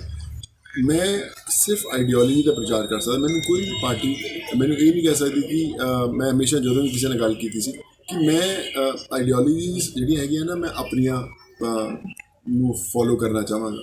ਜੇ ਕੋਈ ਮੈਨੂੰ ਪਾਰਟੀ ਮੈਂ ਕਦੀ ਕਿਸੇ ਜ਼ਿੰਦਗੀ ਜਾਵਾਂ ਔਰ ਮੈਨੂੰ ਕਹੇਗੀ ਯਾਰ ਤੂੰ ਸਾਡਾ ਉਸ ਪਾਰਟੀ ਨਾਲ ਦੂਸਰੀ ਪਾਰਟੀ ਨਾਲ ਪੰਗਾ ਚੱਲਦਾ, ਤੂੰ ਉਹਦੇ ਬਾਰੇ ਟਵੀਟ ਕਰ ਦੋ, ਉਹਦੇ ਬਾਰੇ ਕੁਝ ਬੁਰਾ ਕਰ ਦੋ, ਮੈਂ ਨਹੀਂ ਕਹਾਂਗਾ। ਜੇ ਮੈਂ ਕਨਵਿੰਸ ਨਹੀਂ ਮੈਂ ਨਹੀਂ ਕਹਾਂਗਾ। ਅਕਸਰ ਹੁੰਦਾ ਹੈ ਕਿ ਇੱਕ ਬੰਦਾ ਜਦੋਂ ਇੱਕ ਪਾਰਟੀ ਦਾ ਇੱਕ ਕੋਈ ਬਿਆਨ ਆਉਂਦਾ ਹੈ ਤਾਂ ਸਾਰੇ ਲੀਡਰ ਮਗਰ ਪੈ ਕੇ ਉਹਨਾਂ ਨੂੰ ਫੋਲੋ ਕਰਨਾ ਪੈਂਦਾ। ਔਰ ਕਈ ਵਾਰ ਹੁੰਦਾ ਕਿ ਉਹ ਲੀਡਰਸ ਨੂੰ ਵਿਸ਼ਵਾਸ ਨਹੀਂ ਹੁੰਦਾ ਜਾਂ ਕਨਵਿੰਸ ਨਹੀਂ ਹੁੰਦੇ ਕਿ ਅਸੀਂ ਠੀਕ ਕਰਦੇ। ਬਟ ਮੈਂ ਸਾਰਿਆਂ ਨੂੰ ਇਹੀ ਕਹਿੰਦਾ ਕਿ ਜੋ ਮੇਰੀ ਜੋ ਸੋਚ ਹੈ, ਮੈਂ ਆਪਣੀ ਸੋਚ ਲੈ ਕੇ ਚੱਲਦਾ। ਮੈਂ ਗਲਤ ਵੀ ਹੋ ਸਕਦਾ, ਮੈਂ ਸਿੱਖ ਜਾਵਾਂਗਾ ਦੁਬਾਰਾ, ਬਟ ਆਈ ਥਿੰਕ ਇੰਪੋਰਟੈਂਟ ਇਹ ਹੈ ਕਿ ਜਿਹੜੀ ਜੰਗ ਹੈ ਖੁਦ ਲੜਨੀ ਚਾਹੀਦੀ ਹੈ। ਮਾਲਵਿਕਾ ਅੱਜ ਤੁਹਾਡੇ ਸਾਹਮਣੇ ਇਸ ਲਈ ਉਹਨੇ ਕਿਹਾ ਕਿ ਮੈਂ ਅੱਗੇ ਆਉਣਾ ਚਾਹੂੰਗੀ ਕਿਉਂਕਿ ਉਹਦੀ ਇੱਕ ਆਪਣੀ ਜਰਨੀ ਰਹੀ ਹੈ। ਪਿਛਲੇ ਟਾਈਮ ਤੁਸੀਂ ਵੀ ਦੇਖਦੇ ਰਹੋ, ਤੁਹਾਨੂੰ ਸਾਰਿਆਂ ਨੂੰ ਬਹੁਤ ਚੰਗੀ ਤਰ੍ਹਾਂ ਮਿਲੀ ਹੈ। ਤੁਸੀਂ ਹੁਣ ਵੀ ਸਾਰੇ ਪਰਿਵਾਰ ਵਾਲਿਆਂ ਨੂੰ ਗਾਈਡ ਵੀ ਕਰੋ ਕਿ ਮਾਲਵਿਕਾ ਜੀ ਤੁਸੀਂ ਇੱਦਾਂ ਕਰਨਾ ਚਾਹੀਦਾ ਜਾਂ ਸ਼ਹਿਰ ਲਈ ਪੰਜਾਬ ਲਈ ਆਹ ਕਰਨਾ ਚਾਹੀਦਾ। ਇਹ ਸਿੱਖਣ ਨੂੰ ਬਹੁਤ ਹੈ। ਮੈਂ ਹਮੇਸ਼ਾ ਕਹਿੰਦਾ ਵੱਡਾ ਲੀਡਰ ਉਹ ਜਿਹੜਾ ਸਿੱਖਣ ਨੂੰ ਰੈਡੀ ਹੈ, ਜਿਹਨੂੰ ਸਭ ਕੁਝ ਆਉਂਦਾ ਲੀਡਰ ਨਹੀਂ ਬਣ ਸਕਦਾ। ਸਰ ਚਰਚਾਵਾਂ ਵੀ ਚੱਲ ਰਹੀਆਂ ਸੀ ਕਿ ਮੋਗਾ ਔਰ ਲੁਧਿਆਣਾ 2 ਸਟੇਸ਼ਨ ਹੈ ਜਿੱਥੋਂ ਸੂਦ ਪਰਿਵਾਰ ਇਲੈਕਸ਼ਨ ਲੜ ਸਕਦਾ ਹੈ। ਮੋਗਾ ਹੀ ਰਹੇਗਾ ਜਿਹੜਾ ਹਲਕਾ ਵਿਧਾਨ ਸਭਾ ਰਹੇਗਾ? ਨਹੀਂ, ਇਹ ਕੋਈ ਮਤਲਬ ਆਈ ਮੀਨ ਐਸਾ ਕੁਝ ਨਹੀਂ ਹੈ। ਆਈ ਥਿੰਕ ਉਹ ਸਿਰਫ ਰੂਮਰ ਸੀਗਾ, ਉਹਦੇ ਵਿੱਚ ਕੋਈ ਸੱਚਾਈ ਨਹੀਂ ਸੀ। ਸਾਡੇ ਵੱਲੋਂ ਕੁਝ ਨਹੀਂ ਆਇਆ, ਬਟ ਡੈਫੀਨੇਟਲੀ ਮੋਗਾ ਇੱਕ ਇੰਪੋਰਟੈਂਟ ਹੈ ਜਿੱਥੇ ਜ਼ਿੰਦਗੀ ਬਿਤਾਈ ਹੈ, ਤੇ ਮੋਗਾ ਦਾ ਡੈਫੀਨੇਟਲੀ ਕੋਸ਼ਿਸ਼ ਰਹੇਗੀ ਕਿ ਉਹਨੂੰ ਅੱਛਾ ਕੀਤਾ ਜਾਏ। ਜਿੰਨਾ ਪਾਰਟੀਆਂ ਨੂੰ ਮਿਲੇ ਹੋ ਸਰ, ਅਰਵਿੰਦ ਕੇਜਰੀਵਾਲ ਸਾਹਿਬ ਨੂੰ ਮਿਲੇ ਹੋ ਤੇ ਚੰਨੀ ਸਾਹਿਬ ਨੂੰ ਮਿਲੇ ਹੋ, ਇਹ ਵੀ ਪਤਾ ਲੱਗ ਰਿਹਾ ਸੀ ਕਿ ਸੀਐਮ ਨੂੰ ਲੈ ਕੇ ਜਾਂ ਡਿਪਟੀ ਸੀਐਮ ਨੂੰ ਲੈ ਕੇ ਤੁਹਾਨੂੰ ਪ੍ਰਸਤਾਵ ਰੱਖਿਆ ਗਿਆ ਕਿ ਤੁਸੀਂ ਕਿਸ ਤਰ੍ਹਾਂ ਦੇਖਦੇ ਹੋ ਸਰ? ਸਪੋਜ਼ ਫੋਰ ਐਗਜ਼ਾਮਪਲ ਤੁਹਾਨੂੰ ਸੀਐਮ ਲਈ ਕਰਦਾ, ਕੀ ਤੁਹਾਡੇ ਏਜੰਡੇ ਹੋਣਗੇ ਸਰ? ਦੇਖੋ, ਮੈਨੂੰ ਲੱਗਦਾ ਭਾਈ ਕਿ ਹਜੇ ਟੂ अर्ਲੀ ਹੈ ਨਾ ਕੁਝ ਲੈਣਾ ਕਾਲ। ਜਦੋਂ ਮੈਂ ਕਹਿੰਦਾ ਕਿ ਜਦੋਂ ਮੈਂ ਜਿਹੜੀ ਮੇਰੀ ਜਰਨੀ ਸ਼ੁਰੂ ਹੋਈ ਉਸ time ਮੈਂ ਕਿਸੇ ਨੂੰ ਪੁੱਛਦਾ ਨਹੀਂ ਸੀ, ਜਿਹੜਾ ਮੈਨੂੰ ਕੰਮ ਠੀਕ ਲੱਗਦਾ ਸੀ ਮੈਂ ਕਰਦਾ ਸੀ, ਮਦਦ ਕਰਦਾ ਹੀ ਪਲੇਟਫਾਰਮ ਕ੍ਰੀਏਟ ਕਰਦਾ ਹੀ, ਜੌਬ ਦੇ ਹੈਲਥ ਦੇ ਸਭ ਕਰਦਾ ਮੈਂ ਆਪਣੇ ਦਿਲੋਂ ਕਰ ਰਿਹਾ, ਗਲਤ ਵੀ ਕਰ ਰਿਹਾ ਸੀ, ਸਹੀ ਵੀ ਕਰ ਰਿਹਾ ਸੀ। ਪਰ ਜਦੋਂ ਤੁਸੀਂ ਇੱਕ ਸਿਸਟਮ ਦੇ ਵਿੱਚ ਆਉਂਦੇ ਹੋ ਜੀ, ਬਹੁਤ ਲੋਕਾਂ ਨੂੰ ਆਨਸਰੇਬਲ ਹੁੰਦੇ ਹੋ ਕਿ ਤੁਸੀਂ ਇਹ ਸਹੀ ਹੈ ਕਿ ਨਹੀਂ ਹੈ, ਜਾਂ ਤੁਹਾਨੂੰ ਰੋਕਣ ਵਾਲੇ ਵੀ ਲੋਕ ਹੁੰਦੇ ਆ, ਖਿੱਚਣ ਵਾਲੇ ਵੀ ਲੋਕ ਹੁੰਦੇ ਆ। ਮੈਨੂੰ ਲੱਗਦਾ ਕਿ ਜਦੋਂ ਮੈਨੂੰ ਲੱਗੂਗਾ ਕਿ ਮੈਨੂੰ ਕੋਈ ਖਿੱਚਣ ਵਾਲਾ ਨਹੀਂ ਹੋਊਗਾ, ਮੈਨੂੰ ਉਹ ਲਿਬਰਟੀਜ਼ ਮਿਲਣਗੀਆਂ ਕਰਨ ਦੀਆਂ, ਉਹ ਪਲੇਟਫਾਰਮ 'ਤੇ ਜਾਊਂਗਾ। ਜ਼ਰੂਰੀ ਨਹੀਂ ਹੈ ਕਿ ਉਹ ਰਾਜਨੀਤੀ ਪਲੇਟਫਾਰਮ ਹੈ, ਬਿਨਾਂ ਰਾਜਨੀਤੀ ਤੋਂ ਬੈਠ ਕੇ ਮੈਂ ਕੰਮ ਕਰਕੇ ਦੇਖਿਆ ਹੀ ਹੈ, ਤੁਸੀਂ ਵੀ ਦੇਖਿਆ ਹੀ ਹੈ, ਬਿਨਾਂ ਰਾਜਨੀਤੀ ਤੋਂ ਵੀ ਕੰਮ ਹੁੰਦੇ। ਇਹ ਸਾਰਿਆਂ ਨਾਲੋਂ ਵੱਡੀ ਐਗਜ਼ਾਮਪਲ ਮੈਂ ਸਿੱਖੀ, ਮੈਨੂੰ ਨਹੀਂ ਪਤਾ ਸੀ। ਜੇ 2 ਸਾਲ ਮੈਨੂੰ ਪਹਿਲਾਂ ਪੁੱਛਦੇ ਕਿਵੇਂ ਕਰਨਾ, ਮੈਨੂੰ ਪਤਾ ਨਹੀਂ ਸੀ ਕਿਵੇਂ ਕਰਨਾ, ਬਟ ਆਈ ਥਿੰਕ ਜਦੋਂ ਮੈਂ ਸਿਸਟਮ ਦੇ ਵਿੱਚ ਆਇਆ ਤਦ ਮੈਨੂੰ ਪਤਾ ਲੱਗਿਆ ਕਿ ਹਾਂ ਕਿੱਦਾਂ ਤੁਸੀਂ ਲੋਕਾਂ ਦੀਆਂ ਜ਼ਿੰਦਗੀਆਂ ਬਦਲ ਸਕਦੇ ਹੋ। ਮਕਸਦ ਇੱਕੋ ਹੀ ਹੈ, ਲੋਕਾਂ ਦੀਆਂ ਜ਼ਿੰਦਗੀਆਂ ਬਦਲਣੀਆਂ। ਸੋਨੂੰ ਭਈਆ ਤੁਸੀਂ ਜਾਂ ਨਾ ਹੋਏ ਕੋਈ ਫਰਕ ਨਹੀਂ ਪੈਂਦਾ, ਪਰ ਅੱਜ ਤੁਸੀਂ ਇੰਨੇ ਲੋਕ ਰਿਕਾਰਡ 'ਤੇ ਹੋ, ਤੁਸੀਂ ਸਾਰੇ ਸਾਡੇ ਨਾਲ ਜ਼ਿਆਦਾ ਐਕਸਪੀਰੀਅੰਸਡ ਹੋ, ਪਰ ਜ਼ਰੂਰ ਹੈ ਕਿ ਜੇ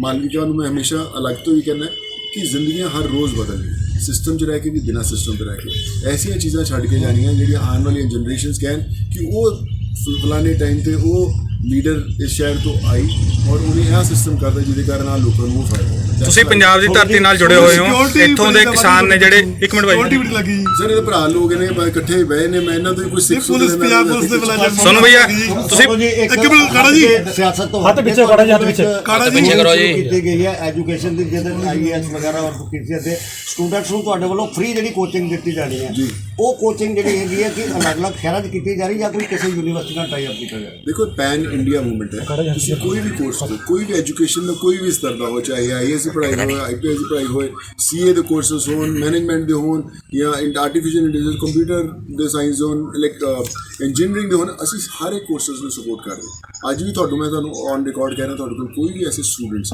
ਜਿਹੜੇ ਬ੍ਰਿਲੀਅੰਟ ਸਟੂਡੈਂਟਸ ਹੋਣ, ਜਿਹੜੇ ਤੁਹਾਨੂੰ ਲੱਗਦਾ ਕਿ ਬਹੁਤ ਅੱਛੇ ਨੇ ਪੜ੍ਹਾਈ ਦੇ ਵਿੱਚ, ਲੇਕਿਨ ਉਹਨਾਂ ਨੂੰ ਫਾਈਨੈਂਸ਼ੀਅਲੀ ਉਹਨਾਂ ਨੂੰ ਮਦਦ ਨਹੀਂ ਮਿਲ ਪਾ ਰਹੀ ਜਾਂ ਉਹਨਾਂ ਨੂੰ ਉਹ ਪਲੇਟਫਾਰਮ ਨਹੀਂ ਮਿਲਦਾ, ਤੁਸੀਂ ਸਾਨੂੰ ਦੱਸੋ, ਵੀ ਵਿਲ ਮੇਕ ਸ਼ੋਰ ਕਿ ਉਹ ਪੜ੍ਹਨ। ਅਸੀਂ ਜਦੋਂ ਮੈਂ ਪਹਿਲੀ ਵੇਵ ਦੇ ਸ਼ੁਰੂ ਕੀਤਾ, ਅਸੀਂ ਕਰੀਬਨ ਉਸ ਸਮੇਂ 2200 ਤੇ 2300 ਸਟੂਡੈਂਟਸ ਪੜ੍ਹਾ ਰਹੇ ਸੀ ਪਹਿਲੇ ਸਾਲ ਦੇ ਵਿੱਚ। ਹੁਣ ਕਰੋਨਾ ਵਿੱਚ ਕਰੀਬਨ ਸਾਡੇ 21 ਤੋਂ 22,000 ਸਟੂਡੈਂਟਸ ਪੜ੍ਹਾ ਰਹੇ ਪੂਰੇ ਦੇਸ਼ ਭਰ ਵਿੱਚ, ਹਰ ਕੋਰਸ ਦੇ ਵਿੱਚ। ਤੇ ਤੁਸੀਂ ਸਾਨੂੰ ਗਾਈਡ ਕਰੋ, ਅਸੀਂ ਮੇਕ ਸ਼ੋਰ ਕਿ, ਔਰ ਅੱਜ ਸਾਰੇ ਐਕਸੈਲ ਕਰ ਰਹੇ, ਉਹ ਸਟੂਡੈਂਟ ਜਿਨ੍ਹਾਂ ਦੀਆਂ ਪੜ੍ਹਾਈਆਂ ਛੁੱਟ ਚੁੱਕੀਆਂ ਹੁੰਦੀਆਂ ਅੱਜ ਉਹ ਟੌਪਰਸ ਨੇ ਉਸ university the. I think that's the biggest achievement. ਤੁਸੀਂ ਪੰਜਾਬ ਦੀ ਧਰਤੀ ਨਾਲ ਜੁੜੇ ਹੋਏ ਹੋ, ਇੱਥੋਂ ਦੇ ਕਿਸਾਨ ਪਿਛਲੇ ਲੰਮੇ ਸਮੇਂ ਤੋਂ ਦਿੱਲੀ ਬਾਰਡਰ ਦੇ ਉੱਪਰ ਧਰਨੇ ਤੇ ਬੈਠੇ ਨੇ, ਇਹਦੇ ਬਾਰੇ ਤੁਸੀਂ ਕੁਝ ਕਹਿਣਾ ਚਾਹੋਗੇ? ਆਈ ਥਿੰਕ ਬੜਾ ਜ਼ਰੂਰੀ ਹੈ ਕਿ ਕਿਸਾਨਾਂ ਨੂੰ ਉਹਨਾਂ ਦਾ ਹੱਕ ਮਿਲੇ। ਸਾਰਾ ਵੱਡਾ ਅਫਸੋਸ ਜ਼ਿੰਦਗੀ ਦਾ ਇਹ ਰਹੂਗਾ, ਸਾਰਿਆਂ ਨੂੰ ਰਹੂਗਾ, ਸਾਰੇ ਪੂਰੇ ਹਿੰਦੁਸਤਾਨ ਨੂੰ ਰਹੂਗਾ ਕਿ ਬੜੇ ਕਿਸਾਨ ਭਰਾਈ ਸਾਡੇ ਉਹਨਾਂ ਦੀਆਂ ਜਾਨਾਂ ਚਲੇ ਗਈਆਂ। ਔਰ ਮੈਨੂੰ ਲੱਗਦਾ ਹੈ ਕਿ ਉਹਨਾਂ ਦੇ ਹੱਕ ਮਿਲਣੇ ਚਾਹੀਦੇ, ਜਿਹੜੇ ਉਹਨਾਂ ਨੂੰ ਠੀਕ ਲੱਗਦੇ ਆ, ਜਿਹੜੇ ਉਹਨਾਂ ਦੇ ਉਹ ਬੈਠ ਕੇ ਗੱਲ ਹੋਣੀ ਬੜੀ ਜ਼ਰੂਰੀ ਹੈ ਕਿ ਕਿਸੇ ਤਰ੍ਹਾਂ ਬੈਠ ਕੇ ਮੁੜ ਜਿਹੜੇ ਹੈਗੇ ਸਾਰੇ ਉਹ ਸੋਲਵ ਕਰਨ, ਤਾਂ ਕਿ ਕਿਸਾਨ ਵਾਪਸ ਖੇਤਾਂ 'ਚ ਪਹੁੰਚ ਸਕਣ। ਅੱਜ ਆਪਾਂ ਜੋ ਵੀ ਖਾ ਰਹੇ ਪੀ ਰਹੇ ਹਾਂ ਉਹਨਾਂ ਦੇ ਕਾਰਨ ਹੀ, ਅੱਜ ਆਪਾਂ ਜ਼ਿੰਦਗੀ ਉਹਨਾਂ ਦੇ ਕਾਰਨ ਚੱਲ ਰਹੀ ਹੈ। ਤਾਂ ਆਈ ਥਿੰਕ ਉਹਨਾਂ ਨੂੰ ਖੁਸ਼ ਰਹਿਣਾ ਉਹਨਾਂ ਦਾ ਬੜਾ ਇੰਪੋਰਟੈਂਟ ਹੈ। 2022 ਦੇ ਇਲੈਕਸ਼ਨ ਨੇੜੇ ਆ ਰਹੇ ਤੇ ਪਾਰਟੀ ਜੁਆਇਨ ਕਰਨ ਵਾਸਤੇ ਲੇਟ ਨਹੀਂ ਹੋ ਰਹੇ ਆਪਾਂ? ਸਰ ਲੇਟ ਕਦੀ ਨਹੀਂ ਹੁੰਦਾ। ਮੈਂ ਕਹਿੰਦਾ, ਮੈਂ ਉਹੀ ਤੁਹਾਨੂੰ ਕਹਿ ਰਿਹਾ ਕਿ ਇਲੈਕਸ਼ਨਸ ਲੋਕਾਂ ਦੀ ਤਕਦੀਰ ਸਿਰਫ ਨਹੀਂ ਤੈਅ ਕਰਦੇ, ਸੋਚ ਤੈਅ ਕਰਦੀ ਹੈ। ਅਸੀਂ ਸੋਚ ਫੜ ਲਈ ਹੈ ਕਿ ਮਦਦ ਕਰਨਾ ਹੈ, ਫਰਕ ਨਹੀਂ ਪੈਂਦਾ ਪਾਰਟੀ ਬਿਨਾਂ ਪਾਰਟੀ ਕਿੱਦਾਂ। ਇਹ ਜਿਹੜਾ ਅਸੀਂ ਜੰਗ ਫੜੀਏ ਚੱਲਦੀ ਰਹਿਣੀ ਹੈ, ਇਹ ਬੰਦ ਨਹੀਂ ਹੋਏਗੀ। ਇਲੈਕਸ਼ਨ ਆਉਣਗੇ ਜਾਣਗੇ, ਅਗਲੇ ਇਲੈਕਸ਼ਨ ਵੀ ਆਉਣਗੇ, ਫਿਰ ਵੀ ਜਾਣਗੇ, ਪਾਰਟੀਆਂ ਆਉਂਦੀਆਂ ਰਹਿਣਗੀਆਂ ਜਾਂਦੀਆਂ ਰਹਿਣਗੀਆਂ, ਪਰ ਜਿਹੜੀ ਜੰਗ ਹੈ ਲੋਕਾਂ ਦੀ ਮਦਦ ਦੀ ਹਮੇਸ਼ਾ ਚੱਲਦੀ ਹੈ। ਫਿਰ ਵੀ ਤੁਸੀਂ ਦੋਨੋਂ ਪਾਰਟੀਆਂ ਨਾਲ ਦੇ ਚੁਣਾਵ ਲੜ ਰਹੇ। ਦੇਖੋ ਮਾਲਵਿਕਾ 100% ਆਏਗੀ ਔਰ ਤੁਹਾਡੇ ਸੇਵਾ ਦੇ ਵਿੱਚ ਆਊਗੀ, ਔਰ ਵਿਲ ਮੇਕ ਸ਼ੋਰ ਕਿ ਜਿਹੜੀਆਂ ਵੀ ਚੀਜ਼ਾਂ ਮਿਸਿੰਗ ਨੇ ਸਿਸਟਮ ਦੇ ਵਿੱਚ ਉਹਦੀ ਕੋਸ਼ਿਸ਼ ਕੀਤੀ ਜਾਊਗੀ। ਪਰ ਸਾਨੂੰ ਉਹਦੇ ਲਈ ਤੁਹਾਡੀ ਬੜੀ ਲੋੜ ਹੈ, ਕਿਉਂਕਿ ਤੁਸੀਂ ਸ਼ਾਇਦ ਸਾਡਾ ਬਿਹਤਰ ਸਿਸਟਮ ਜਾਣਦੇ ਹੋ, ਤੁਸੀਂ ਸਾਡਾ ਜ਼ਿਆਦਾ ਘੁੰਮਦੇ ਹੋ, ਜ਼ਿਆਦਾ ਲੋਕਾਂ ਨੂੰ ਮਿਲਦੇ ਹੋ, ਸਾਨੂੰ ਗਾਈਡ ਕਰੋ, ਅਸੀਂ ਤੁਹਾਡੇ ਨਾਲ ਤੁਹਾਡੇ ਪਿੱਛੇ ਚੱਲਣ ਰੈਡੀ। ABCD ਕਿਸੇ ਕਮਾਂਡ ਕਿਹੜੇ ਸਿਸਟਮ ਕੇਜਰੀਵਾਲ ਸਾਹਿਬ ਨੂੰ ਜਦੋਂ ਮਿਲ ਕੇ ਗਏ ਅਗਲੇ ਦਿਨ ਹੀ ਸਿਸਟਮ ਨੇ ਜਿਹੜਾ ਹੈ ਤੁਹਾਡੇ ਤੇ ਰੇਟ ਕੀਤੀ ਆ ਆਪਣੀ ਇਨਕਮ ਟੈਕਸ ਰੇਟ। ਸਰ ਲੱਗਦਾ ਹੈ ਕਿ ਸਿਸਟਮ ਹੈ ਤੁਹਾਡੇ ਇੱਕ ਪਰਿਵਾਰ ਦੇ ਮੈਂਬਰ ਨਾਲ ਜਾਂ ਇਹ ਚੀਜ਼ ਬਦਲ ਸਕਦੀ ਹੈ, ਲੱਗਦਾ ਤੁਹਾਨੂੰ? ਦੇਖੋ ਮੈਨੂੰ ਲੱਗਦਾ ਨਾ ਕਿ ਜਦੋਂ ਤੁਹਾਨੂੰ ਜ਼ਿੰਦਗੀ 'ਚ ਮੁਸ਼ਕਿਲਾਂ ਆਉਂਦੀਆਂ ਤੇ ਤੁਸੀਂ ਅਕਸਰ ਉਹ ਮੁਸ਼ਕਿਲਾਂ ਦੇ ਕਾਰਨ ਛੱਡ ਦਿੰਦੇ ਹੋ। ਤੁਹਾਡੀ ਜਿਹੜੀ ਜੰਗ ਹੈ, ਜਿਹੜੀ ਤੁਸੀਂ ਜੰਗ ਫੜੀ ਸੀ, ਛੱਡ ਦਿੰਦੇ ਹੋ, ਯਾਰ ਇਹ ਤਾਂ ਮੇਰੇ ਨਾਲ ਬੜਾ ਮੁਸ਼ਕਿਲ ਹੋ ਗਿਆ, ਮੈਂ ਛੱਡਦਾ ਜਿਹੜਾ ਮੈਂ ਕੰਮ ਕਰਨ ਗਿਆ। ਆਈ ਥਿੰਕ ਉਹ ਤੁਹਾਡਾ ਟੈਸਟਿੰਗ ਵਾਟਰਸ ਹੁੰਦਾ, ਉਹ ਤੁਹਾਨੂੰ ਸਿਖਾਉਂਦਾ ਹੈ ਕਿ ਤੁਸੀਂ ਛੱਡਣ ਲਈ ਸ਼ੁਰੂ ਕੀਤਾ ਸੀ ਕਿ ਜ਼ਿੰਦਗੀ ਭਰ ਉਹਨੂੰ ਜਾਰੀ ਰੱਖਣ ਲਈ ਸ਼ੁਰੂ ਕੀਤਾ ਹੈ। ਮੈਨੂੰ ਬੜੀਆਂ ਮੁਸ਼ਕਿਲਾਂ ਆਈਆਂ ਜਦੋਂ ਮੈਂ ਪਹਿਲੀ ਵੇਵ ਸ਼ੁਰੂ ਕੀਤੀ, ਤਾਂ ਅੱਜ ਤੱਕ ਵੀ ਮੁਸ਼ਕਿਲਾਂ ਬੜੀਆਂ ਆਉਂਦੀਆਂ ਰਹਿੰਦੀਆਂ ਅਲੱਗ-ਅਲੱਗ। ਬਟ ਇਹ ਜੰਗ ਮੈਂ ਬੰਦ ਕਰਨ ਲਈ ਸ਼ੁਰੂ ਨਹੀਂ ਕੀਤੀ, ਇਹ ਜੰਗ ਹੋਰ ਅੱਗੇ ਵਧਣ ਲਈ ਸ਼ੁਰੂ ਕੀਤੀ ਹੈ। ਫਰਕ ਨਹੀਂ ਪੈਂਦਾ ਕਿ ਕਿੰਨੀਆਂ ਮੁਸ਼ਕਿਲਾਂ ਤੁਹਾਨੂੰ ਸੋਨੂ ਸੂਦ ਤੇ ਉਹਦਾ ਪਰਿਵਾਰ, ਮਾਲਵਿਕਾ, ਸਭ ਲੋग ਹमेशा लोगों लिए खड़े मिलेंगे। सोनू जी, एजुकेशन और हेल्थ के अलावा आप सिस्टम में क्या कमियां समझते हो जिन्हें हमें आने वाले टाइम में पूरा देखो, मैं एक और बड़ी चीज़ मैं एक देखी, मैं जिवें डेंगी ਦੇ ਨਾਲ ਮੈਂ ਦੇਖਿਆ ਕਿ ਡਾਇਲਿਸਿਸ ਦੀ ਬੜੀ ਲੋਕਾਂ ਨੂੰ ਪ੍ਰੋਬਲਮ ਸੀ ਕਿ ਡਾਇਲਿਸਿਸ ਉਹਨਾਂ ਕੋਲ ਪੈਸੇ ਨਹੀਂ ਹੁੰਦੇ ਕਰਨ ਦੇ। ਮੈਂ ਅੱਜ ਇਹ ਵੀ ਬੜੇ ਇੰਪੋਰਟੈਂਟ ਦਿਨ ਹੈ ਜਿੱਥੇ ਅਸੀਂ ਅਨਾਉਂਸ ਕਰਨਾ ਚਾਹੁੰਦੇ ਕਿ ਜਿਹੜੇ ਲੋਕਾਂ ਨੂੰ ਡਾਇਲਿਸਿਸ ਦੀ ਲੋੜ ਹੈ ਉਹਨਾਂ ਲਈ ਫ੍ਰੀ ਡਾਇਲਿਸਿਸ ਅਸੀਂ ਕਰਾਵਾਂਗੇ।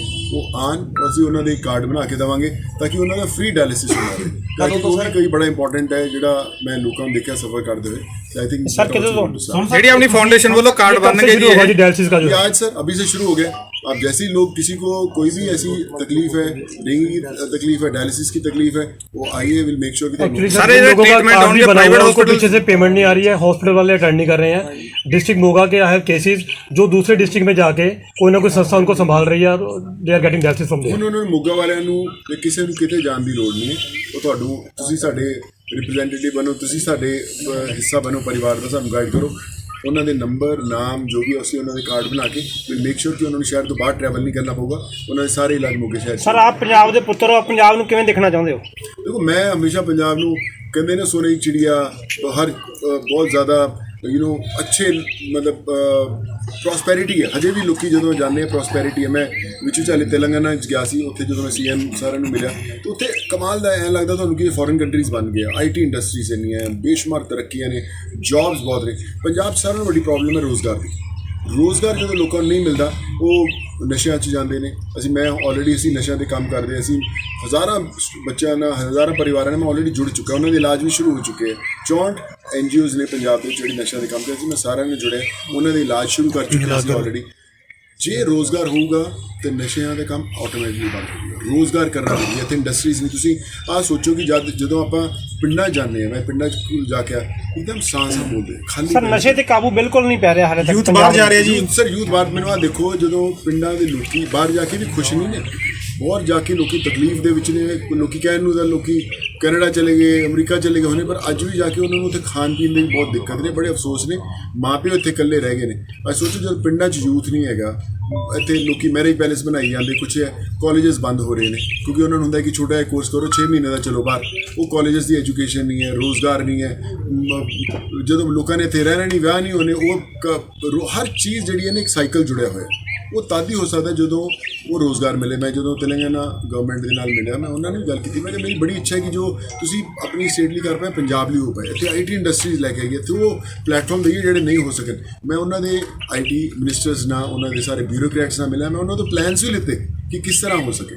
ਮੇਰੀ ਕੋਸ਼ਿਸ਼ ਇਹ ਰਹੇਗੀ ਕਿ ਸਿਸਟਮ ਦੇ ਵਿੱਚ ਐਸਾ ਸਿਸਟਮ ਲੈ ਕੇ ਆਏ ਕਿ ਲੋਕੀ ਬਾਹਰੋਂ ਆਉਣ, ਫੋਰਨ ਕੰਟਰੀ 'ਚ ਪੰਜਾਬ ਜਾਣ, ਇੱਥੇ ਮੋਗੇ ਹੋਣ, ਕਿਤੇ ਹੋਣ, ਜਿਹੜੇ ਵੀ ਜਿੱਥੇ ਪੰਜਾਬ 'ਚ ਐਸੀ ਇੰਡਸਟਰੀਜ਼ ਲੱਗੇ ਨੇ, ਐਸੀਆਂ IT ਇੰਡਸਟਰੀਜ਼ ਆਉਣ ਕਿ ਲੋਕੀ ਕਹਿੰਦੇ ਯਾਰ ਚਲੋ ਪੰਜਾਬ ਚੱਲੀਏ। ਆਈ ਥਿੰਕ ਉਹ ਮੇਰਾ ਸਰ, ਇੱਕ ਕੰਪੈਰੀਜ਼ਨ ਨਿੱਕਾ ਜਿਹਾ ਕਰ ਲਈਏ। 4.5 ਸਾਲ ਕੈਪਟਨ ਅਮਰਿੰਦਰ ਸਿੰਘ ਦੀ ਸਰਕਾਰ ਰਹੀ ਹੈ, ਉਸ ਤੋਂ ਬਾਅਦ ਚੰਨੀ ਸਾਹਿਬ ਰਹੇ। ਚੰਨੀ ਸਾਹਿਬ ਨੂੰ ਮਿਲ ਕੇ ਲੱਗ ਰਿਹਾ ਕਿ ਪੰਜਾਬ ਦੇ ਲੋਕ ਉਹਨਾਂ ਜਿਹੜਾ ਕਰ ਰਹੇ ਆ ਉਹ ਉਸ ਤੋਂ ਖੁਸ਼ ਆ, ਉਸ ਚੀਜ਼ ਤੋਂ ਐਸ ਕੰਪੇਅਰ ਟੂ ਜਿਹੜੇ 4.5 ਸਾਲ ਰਹੇ ਆ। ਸਰ देखो, मैं ना कंपैरिजन नहीं कहूँगा, मैं करना चाहूँगा। आई थिंक अनफेयर रहूँगा मेरी तरफों की मैं कंपैरिजन कहूँ। आई थिंक कैप्टन सर ने भी बड़ा अच्छा काम किया है, चन्नी साहब भी बड़ी अच्छी कोशिश कर रहे हैं। मैं हमेशा ये गल करना कि पार्टियां, उन्होंने मिनिस्टर्स, उन्होंने नाम, उन्होंने सारा तो वड्डी जिहड़ी चीज़ होंदी है ना, वो है आवाम, लोग की सोचते उन्होंने बारे।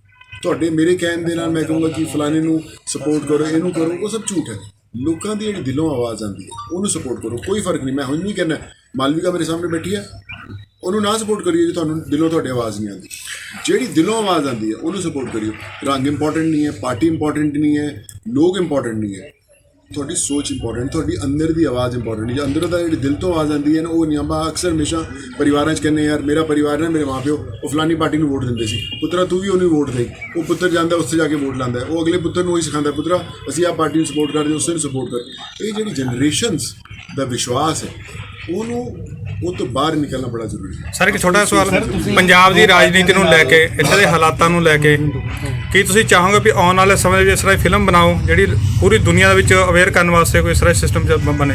ਦੇਖੋ, ਬਣਨੀਆਂ ਚਾਹੀਦੀਆਂ। ਮੈਨੂੰ ਲੱਗਦਾ ਹਜੇ ਵੀ ਹੈ ਕਿ ਫਿਲਮਾਂ ਜਿਹੜੀਆਂ ਨਾ ਹਜੇ ਵੀ ਬੜੀਆਂ ਮੋਮੈਂਟਰੀ ਨੇ। ਉਹ 2.5-3 ਘੰਟੇ ਦੀ ਪਿਕਚਰ ਹੁੰਦੀ ਹੈ, ਲੋਕਾਂ ਨੂੰ ਅਸਰ ਹੁੰਦਾ ਹੈ ਯਾਰ ਦੇਖੋ ਬੜਾ ਅੱਛਾ ਕੰਮ ਕੀਤਾ, ਫਿਰ ਉਹ ਭੁੱਲ ਜਾਂਦੇ ਨੇ। ਲੇਕਿਨ ਜਿਹੜੀ ਚੀਜ਼ ਬਦਲਾਵ ਲੈ ਕੇ ਆ ਸਕਦੀ ਹੈ ਉਹ ਲੋਕ ਤੇ ਉਹਨਾਂ ਦੀ ਸੋਚ ਲੈ ਕੇ ਆ ਸਕਦੀ ਹੈ, ਲੀਡਰਸ ਲੈ ਕੇ ਆ ਸਕਦੇ ਹੈ ਕਿ ਜਿਹੜਾ ਕੰਮ ਫੜਨ ਇਹ ਨਹੀਂ ਕਿ ਜੇ ਬਾਈ ਚਾਂਸ ਇਲੈਕਸ਼ਨਸ ਨੇ ਤਾਂ ਆਪਾਂ ਅੱਛਾ ਕੰਮ ਕਰੀਏ, ਪੂਰੀ ਜ਼ਿੰਦਗੀ ਚੱਲਦਾ ਰਹਿਣਾ ਚਾਹੀਦਾ, ਇਹ ਪੂਰਾ ਸਿਸਟਮ ਹਮੇਸ਼ਾ ਚੱਲਦਾ ਰਹਿਣਾ। ਨਾਇਕ ਫਿਲਮ ਨੂੰ ਲੈ ਕੇ ਜੀ ਜੇ ਆਪਾਂ ਦੇਖੀਏ ਤੇ ਅੱਜ ਦੇ ਹਾਲਾਤਾਂ ਨੂੰ ਲੈ ਕੇ ਦੇਖੀਏ, ਤੁਹਾਨੂੰ ਚਾਹੀਦਾ ਵੀ ਅਸਲ ਸਿਸਟਮ ਬਦਲਣਾ ਚਾਹੀਦਾ ਜੀ? 100% ਬਦਲਣਾ ਚਾਹੀਦਾ।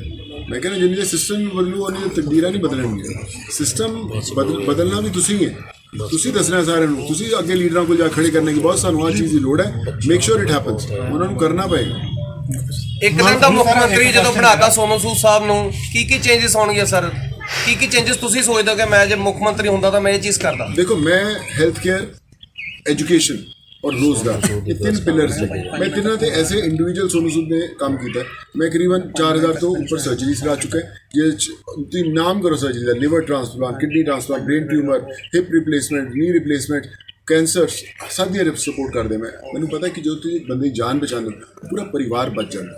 उम्मीद ना जो लोग कहते, उम्मीद बहुत बड़ा शब्द है, वो बहुत बड़ा शब्द है। जो लोग आते हैं एकदम चीज़ बदल जाती है। आई थिंक हेल्थ केयर बहुत इंपॉर्टेंट है। पंजाब के सारे ज़्यादा सफ़र करते लोग भजते, लोग DMC भजते हैं, PGI भजते हस्पताल, इतने क्यों नहीं अपने को हॉस्पिटल, वो डॉक्टर्स, वो सिस्टम्स, वो डिस्पेंसरीज, वो पिंडा मैं बड़े लोगों ने भेजा पिछले कुछ टाइम, डिस्पेंसरीज नहीं है, उत्थे डिस्पेंसरीज खुली, कोई दवाइयाँ नहीं है, वैटनरी डॉक्टर्स नहीं है कि कितों उन्होंने इलाज होगा। ये बड़ा इंपॉर्टेंट है कि करना चाहिए। I think health care, education, पढ़ाई किसी बच्चे की छुट्टी नहीं चाहिए कभी भी। हर एक बच्चे को पढ़ने का हक है, चाहे प्राइवेट स्कूल्स हो, चाहे सरकारी स्कूल्स हो, गवर्नमेंट स्कूल, हर बच्चे का पढ़ने का हक है। जे एक बच्चा भी अपनी पढ़ाई पैसे के कारण वो छुट गए तो वो सारे ना वड्डी फेल है सिस्टम का, असी सारे फेल होंगे। और जी तीसरी है रोज़गार, कि आप रोज़गार नहीं दे सकते, सानू किसी भी पदवी पर किसी भी कुर्सी पर बहन का हक नहीं। ਕੱਲ ਇਨਫੋਰਮੇਸ਼ਨ ਆ ਰਹੀ ਸੀ ਕਿ ਨਵਜੋਤ ਸਿੰਘ ਸਿੱਧੂ ਤੁਹਾਨੂੰ ਪਰਸਨਲੀ ਮਿਲਣ ਆ ਰਿਹਾ, ਉਸ ਦੇ ਵਿੱਚ ਕੀ ਸੱਚਾਈ ਹੈ? ਸਰ ਮੈਨੂੰ ਨਹੀਂ ਪਤਾ ਸੀ। ਆਫ ਕੋਰਸ ਜਿਹਨੂੰ ਆਉਣ ਤਾਂ ਮੋਸਟ ਵੈਲਕਮ ਹੈ, ਘਰ ਹੈ। ਮੈਂ ਜਿਵੇਂ ਅਸੀਂ ਖਾਣੇ ਪੀਣੇ ਨਾਲ ਸਭ ਜਣੇ ਖਾਵਾਂਗੇ ਮੈਂ ਬੈਠ ਕੇ, ਬਟ ਮੈਨੂੰ ਨਹੀਂ ਪਤਾ ਸੀ। ਬਟ ਆਈ ਥਿੰਕ ਤੁਹਾਨੂੰ ਸ਼ਾਇਦ ਪਤਾ ਹੋਵੇਗਾ। ਜੀ ਸਰ, ਤੁਸੀਂ ਆਮ ਆਦਮੀ ਪਾਰਟੀ ਨੂੰ ਮਿਲੇ, ਕਾਂਗਰਸ ਨੂੰ ਮਿਲੇ, ਕਾਂਗਰਸ ਪਾਰਟੀ ਨੂੰ ਮਿਲੇ, ਤੁਹਾਡੀ ਆਈਡੀਓਲੋਜੀ ਵੀ ਹੈ ਵੀ ਤੁਸੀਂ ਮੈਨੀਫੈਸਟੋ ਦੇ ਨਾਲ ਕੀ ਹਾਲੇ ਤੱਕ ਤੁਸੀਂ ਪਾਰਟੀ ਨੂੰ ਡਿਸਾਈਡ ਕਰ ਪਾਏ ਵੀ ਕਿਹੜੀ 'ਚ ਜਾਣਾ ਹੈ ਜਾਂ ਤੁਸੀਂ ਕਦੋਂ ਤੱਕ ਜਾਓਗੇ?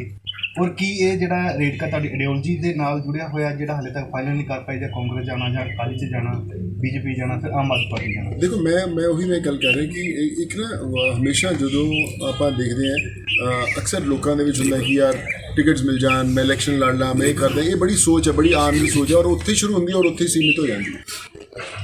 ਮੈਂ ਜੇ ਅੱਜ ਤੋਂ ਮੈਨੂੰ 2 ਸਾਲ ਪਹਿਲਾਂ ਮੈਨੂੰ ਹਰ ਪਿਛਲੇ 10 ਸਾਲ ਤੋਂ ਆਫਰਸ ਆਉਂਦੇ ਆ। ਤੁਸੀਂ ਜਵਾਬ ਹੀ ਦੇ ਰਹੇ ਸੀਗੇ। ਸੌਰੀ, ਤੁਸੀਂ ਜਵਾਬ ਹੀ ਦੇ ਰਹੇ ਤੇ ਮੈਂ ਨਹੀਂ। ਹਾਂਜੀ, ਤੇ ਮੈਨੂੰ 10 ਸਾਲ ਤੋਂ ਆਫਰ ਆਉਂਦੇ। ਮੈਂ ਜੇ ਲੈਣਾ ਹੁੰਦਾ ਤੇ ਮੈਨੂੰ ਜੇ ਚਾਹ ਹੁੰਦੀ ਕਰਨ ਦਾ ਤਾਂ ਮੈਂ ਬਹੁਤ ਪਹਿਲਾਂ ਜੁਆਇਨ ਕਰ ਚੁੱਕਾ ਹੁੰਦਾ। ਮੈਂ ਜਦੋਂ 2 ਸਾਲ 'ਚ ਮੈਂ ਐਕਸਪੀਰੀਅੰਸ ਜੋ ਕੀਤਾ, ਮੈਂ ਇਹ ਦੇਖਿਆ ਕਿ ਜ਼ਰੂਰੀ ਨਹੀਂ ਹੈ ਕਿ ਤੁਸੀਂ ਪਾਰਟੀਜ਼ ਦੇ ਵਿੱਚ ਰਹਿ ਕੇ ਜਾਂ ਪੋਲੀਟੀਕਲ ਦੇ ਥਿੰਗ ਹੋ ਕੇ ਹੀ ਬਦਲ ਸਕਦੇ। ਹਾਂ, ਕਿਉਂਕਿ ਉਹਦੇ 'ਚ ਸਿਸਟਮ ਵੱਡਾ ਬਣ ਜਾਂਦਾ ਹੈ, ਤੁਹਾਡੀ ਰੇਂਜ ਲੋਕਾਂ ਤੱਕ ਪਹੁੰਚਣ ਦੀ ਜ਼ਿਆਦਾ ਹੋ ਸਕਦੀ ਹੈ। ਪਰ ਇਹ ਵੀ ਹੈ ਕਿ ਜੇ ਤੁਹਾਡੇ ਵਿਚਾਰ ਨਾ ਮਿਲਣ ਤਾਂ ਤੁਹਾਡੀ ਜਿਹੜਾ ਤੁਸੀਂ ਕੰਮ ਕਰ ਰਹੇ ਹੋ ਉਸ 'ਚ ਵੀ ਇੱਕ ਲਗਾਮ ਪੈਸਾ ਦੀ।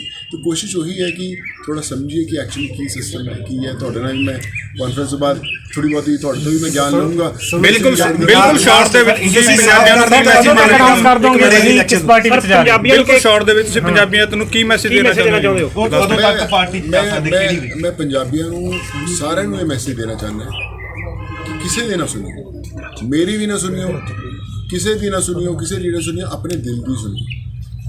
ਬਹੁਤ ਟਾਈਮ ਹੋ ਗਿਆ, ਛੋਟੇ ਹੁੰਦੇ ਤੋਂ ਆਪਾਂ ਵੱਡੇ ਹੋ ਗਏ, ਆਪਾਂ ਇਹ ਸੋਚਦੇ ਯਾਰ ਕਦੋਂ ਬਦਲੂਗਾ, ਕਦੋਂ ਬਦਲਾਵ ਆਊਗਾ, ਕੌਣ ਬੰਦਾ ਲਿਆ ਕੇ ਬਦਲਾਵ ਲੈ ਕੇ ਆਊਗਾ, ਔਰ ਆਪਾਂ ਇੰਤਜ਼ਾਰ ਹੀ ਕਰਦੇ ਰਹੇ।